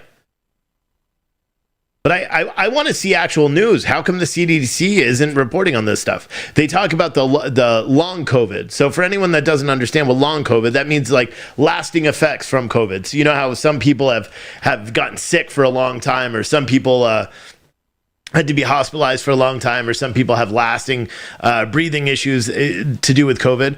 Well, it's kind of funny because a lot of the information is still public. If you go to the VERS system, the vaccine, whatever, VERSC, I think it is. If you go to that website and you type in all the symptoms of COVID and you look up COVID and you look up all the deaths, guess what they don't add up to? 5,000. Even though the CDC is saying there's 5,261 deaths as related, loosely related to the COVID or COVID deaths linked to people that have been vaccinated. Until you actually go to the website, the VERSC website, and that has completely different numbers, and it's got huge numbers of people that went to the hospital. Now, again, the CDC is not including people that went to the hospital as only if they're being admitted to the hospital. See, and I don't even know what their guidelines are because the number is based on the government-funded VERS system versus what the CDC are saying are completely different. They're completely wrong. It's just, again, someone said the Delta is a weaker strain. They are attributing weakness to the effectiveness of the jab, but they aren't related. Someone said. It's mind-boggling. I want to see the numbers. Here's the truth. If you want to, and I know it's a novel concept, right? But if you want people to blindly follow you, right? It's not going to happen. If you want people to follow the science, as everyone always says, follow the science. Well, actually show the science. Don't just sit here and say, because Joe Biden gets up and says, well, the vaccine's safe. That literally makes me think it's not, because of who it is that's speaking. That literally makes me think that it's not. And maybe it's just because I don't have a lot of faith in it, or maybe it's because it takes him 45 seconds to say a sentence. I'm not sure which one it is. Also know statistically that 97% of hospitalizations are for people who are unvaccinated, and that the vast majority of cases are asymptomatic or have very mild symptoms, which Here, and I got a challenge for anyone. Find me the survey where 94% of vaccinations or 94% of hospitalizations for COVID are among the unvaccinated. Because April, you're a hell of a researcher. You've researched the shit out of this stuff. Have you ever seen that anywhere? Because I sure as hell haven't. If anyone knows that, send it to us at social@ptnewsnetwork.com, and not something from the CDC, i.e. the Biden administration. If you have an actual study that says that 94% of the hospitalizations are related to people that are unvaccinated, I would love to see that, because I have yet to see anything. That's a number that keeps coming out. Just like Geraldo Rivera said the other day, 100% of the hospitalizations in Los Angeles County are all among the unvaccinated. I don't believe that kind of stuff, and that's why they're not providing the evidence. Hell, even the CDC website doesn't say 94% of the hospitalizations have to do with unvaccinated, because that would be factually incorrect. When you look at the VERS system, it shows how many people have been hospitalized for it. And guess what? Those numbers are quite a bit higher than what everyone portrays them to be. So in basically, if 94%, let's just do quick math. Let's say you have 10,000 people, right? I'm not even doing math. See, it would be 6%. So that means over what? So if you have 10,000 people that are being hospitalized on a single day, that's what? 130,000 people are being hospitalized that have not been unvaccinated. Well, we're not hearing all that. This stuff doesn't make any sense. I want to see. I want the data. If you can't provide the data, you're not going to get people. You're not going to get the people that don't trust the vaccine to go and be vaccinated. It's just not going to happen. So instead, it seems like they're going to get TikTok stars and social media stars and all these people to pump in DeSantis now and McConnell and McConnell threatening lockdowns. You're going to get all these people that are going to come out and talk about the science without giving you any science. It doesn't make any sense. It's like, hey, are you going to go jump off? There's no, try to figure out something else that you can relate to this. I just don't know. It's literally blinding you, telling you to do something else. And then in 8 or 9 years from here, we're going to find out what really happens. And here's the reason why I won't. Remember the anthrax vaccine that they gave to soldiers in World War in the Gulf War? The original one, the anthrax vaccine? How come about 8 years later, hundreds and hundreds of officers came down with this, hundreds and hundreds of Army soldiers came down with cancers and they couldn't do anything, and most of them have died since then? That was an experimental vaccine as well. And that's truth. You can look it up. It's real. This stuff is just, it annoys me, because provide the facts, provide the science. I know you can't provide science on what's going to happen 6 or 7 years from now, because you haven't ever, this thing wasn't even made a year ago. So you can't anticipate what's going to happen in 6 years, because you haven't even been able to test it. I understand that, but at least provide accurate science on how many people are actually been vaccinated and that are being hospitalized, because we haven't seen those numbers at all. That is true about the anthrax, I know. And you were lucky, Daryl. Everyone had to take it, from what I understand. And hundreds of our Army soldiers got cancer, directly linked to the anthrax vaccine. You want to talk about vaccine hesitancy? Maybe it's because they're not providing any details. Maybe it's because they're saying, well, 94%. So I could say, well, 80% of Biden voters are completely batshit crazy. Is that a good statistical thing? Just doesn't make any sense. Anyway, let's listen to more sake. Health and medical experts will tell you.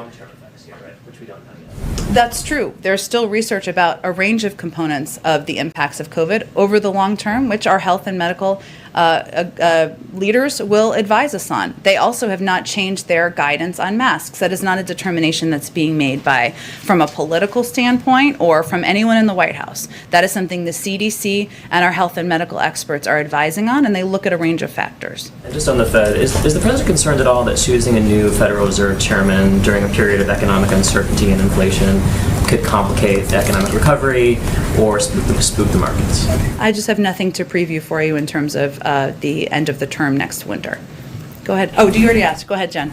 On infrastructure, Senator Carper, one of your allies, said that he wants to make sure that the water infrastructure measures that the Senate already passed and the surface transportation reauthorization bill that passed out of his committee are also included in the infrastructure agreement.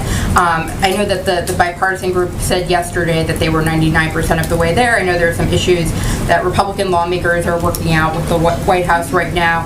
Are Senator Carper's concerns also something that the White House is aware of and working on at this point? We're certainly aware of the concerns that have been expressed or asks or requests by a range of members. This is typically what happens, as you all know, in this period of time where we're very close to a point where there's going to be a vote on a motion to proceed, and everybody who has initiatives, who has priorities, is going to make their voice heard. That's a part of the process. We respect that. So certainly we're engaged in discussions, as is the leadership. And I would also note that we see clear signs of momentum, and we were quite encouraged by the letter, yesterday's letter signed by 11 Republicans and 11 Democrats, showing positive signs about being able to go forward soon. And the president is, of course, eager to deliver these economic benefits to Americans in red states and blue states that they've long been waiting for. Do you think there's flexibility to add more money to this bill for those measures that got wide support on the Hill? I think there was a clear agreement that the president and members of both parties stood outside of the White House and announced just a few weeks ago. Of course, there will be final discussions over the coming days as they work to finalize the bill text. Just on the filibuster, the president said last night that getting rid of it would throw the entire Congress into chaos and nothing will get done, and that's sort of his justification for not getting rid of it, with maybe the exception of anything that can kind of be done along party lines, and perhaps this infrastructure bill as well, likely this infrastructure bill. Is anything getting done? Will anything get done, that can't just be done through reconciliation, once we get past this infrastructure thing? And if things that can't get done are things like voting rights that are so big, or dealing with climate or immigration, is there really any difference between having the filibuster in place and getting rid of it, with sort of the president's justification for not getting rid of it? Well, first, the president doesn't make the decision on filibuster rules or parliamentary rules in the Senate. The Senate does, and he'll leave that to the Senate. It also requires the majority in the Senate to support a rule change. And so what he was referring to is simply what that process would look like, and the fact that there are some in the Senate who have said they would halt all business if that conversation were to happen. So in some means, he was reporting out what is publicly known about what the process might look like moving forward. I'll leave it to all of you to whip count on how many votes there would be for filibuster changes. You're saying that he's not engaging on this. He has continually talked about wanting to move back to the talking filibuster. Sure. So he is weighing in on a part of the filibuster. And he talked about that last night, and talked about the fact that it shouldn't be so easy to be obstreperous, I think is a word he's used before. I've wanted to use in here. And it shouldn't be so easy to prevent legislation from moving forward. I'll also note that the president ran for office because he felt that people's fundamental rights were being violated by the last president. And voting rights and racial equality is central to what he wants to do as president. So he has already taken a number of steps. He will continue to advocate for the For the People Act, which every Democrat voted to advance after he worked the phones, and the John Lewis Voting Rights Act. He and the vice president have launched an all-of-government effort to protect and advance voting voting rights in every way we can through the executive branch after his executive order, and the White House counsel's office, legislative team, public engagement team, and the domestic policy team all remain very engaged on. So he is going to use every lever at his disposal. He's going to continue to elevate these issues, but he does not alone make changes to does not even have an official role in making changes to procedures in the Senate. Go ahead, Ann. On the Delta variant, we heard the president last night speak at some length about the effects on individual Americans, what the consequences are from this new highly transmissible variant if you're not vaccinated. Yeah. I wonder, to what extent is he worried, are you worried about the effects one step beyond that on his agenda and the things that he wants to do this fall if we do end up where the trajectory currently is, with basically two camps. You have safe, vaccinated Americans, and you have unsafe, unvaccinated Americans. He has said before he wants to be president for everyone and have an agenda to match. How can that come true moving into the fall if you have so many people in this country who are still at risk of hospitalization and death? So I'm just trying to understand your question. How will back on the agenda? His agenda. In what way, though? Like his legislative agenda, or what?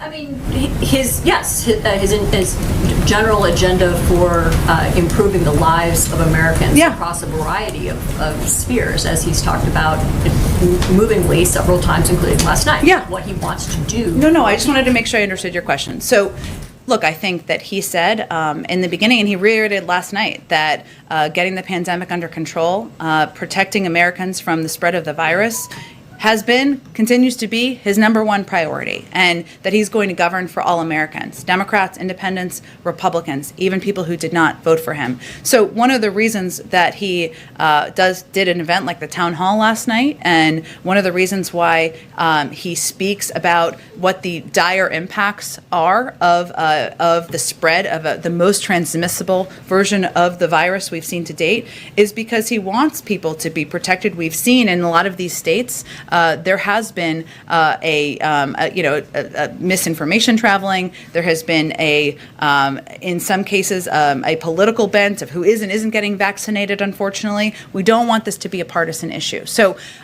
he's going to keep at it. I'm not sure on his legislative agenda I don't know how to make that connection, but it will continue to be his priority moving forward. There's no question.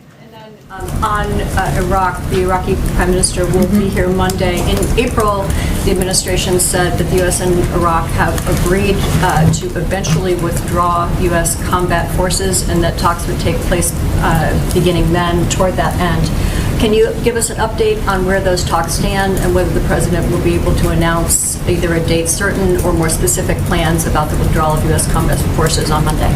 Sure. Well, I'm not going to get too far ahead of the meeting, which won't surprise you, but I will tell you that I will remind you, I should say, as Prime Minister Khatami stated publicly last week, even with the decreasing need for U.S. forces with a combat role in Iraq, his government is requesting continuing support from the United States and the coalition for training and enabling its forces, logistics, intelligence sharing, and other areas of security cooperation. We've responded to that request, and the discussions between our delegations have been extremely constructive and are ongoing. U.S. military forces are in Iraq at Iraq's invitation to support Iraqi forces in their fight against ISIS. We routinely discuss the activities of U.S. forces in Iraq and evolution of the mission from the height of the ISIS campaign to today, where ISIS remains a threat, but major combat operations have ended and Iraqi capacity has increased significantly. So this is an ongoing discussion. I would note the Prime Minister's comments. Our delegations will continue to discuss, and we'll have more to say. I'm sure they'll have more to say after their meeting. Go ahead. Thank you. I'd like to ask questions on Tokyo Olympic Games. Sure. First Lady Jill Biden is about to attend the opening ceremony. The opening ceremony's creative director was fired yesterday over the Holocaust joke he made in 1990s. Does the White House have any comment on that? Well, certainly we support that decision and disagree with his comments, offensive comments. The First Lady will still plan to attend the opening ceremony to support U.S. athletes and represent the U.S. government at the highest level. Thank you. Go ahead, Karen. Thanks, Jen. Florida Governor DeSantis was talking about mask mandates for kids earlier this morning, and he said, we're not doing that in Florida. We need our kids to breathe. We need our kids to be able to be kids. He said it's terribly uncomfortable for them to do it. That obviously goes against the CDC guidance for kids under 12 who aren't vaccinated and what the president said last night. Is that putting kids in Florida at risk? Well, as a parent myself, and I know you are one, if I were a parent in Florida, that would be greatly concerning to me. Because kids under the age of 12 are not vaccinated. They're not eligible yet. As the president said last night, obviously it's going to be led by the FDA, but certainly we hope that will be soon. But that puts kids at risk. It's not aligned with public health guidelines. We know masks are not the most comfortable thing. I will say my kids are quite adjusted to them, as I know many kids are. So certainly we would have concern about any step that doesn't abide by public health guidelines, and we think it puts people at greater risk. Frustrated that in the fall when kids go back to school across the country that there could be very different standards for kids under 12, and is there something that he can do about that? Well, the president can speak out, as he did last night, about the risks of the Delta variant.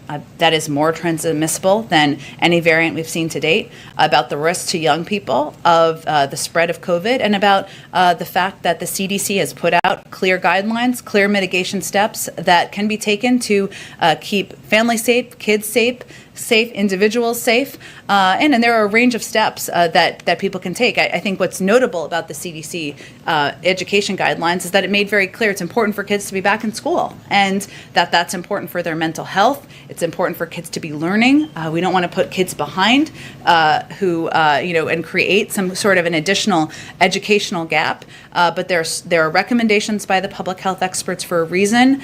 He'll continue to elevate them, but ultimately those decisions will be made by local school districts. Go ahead, Caitlin. Thanks so much. Can you confirm that White House officials are involved in these discussions about whether or not they need to update the mask guidance? Well, first, the CDC director made clear that was not a decision made. We are regularly in touch and have regular meetings with our public health officials, including the CDC, about how to continue to address the virus. That shouldn't surprise anyone. Those conversations cover a range of topics. But I think the most important thing for the public is that there hasn't been a decision made. It will always be led with public health guidance, and they've made that very clear this morning. It's just unusual that no one will confirm the discussions are actually happening.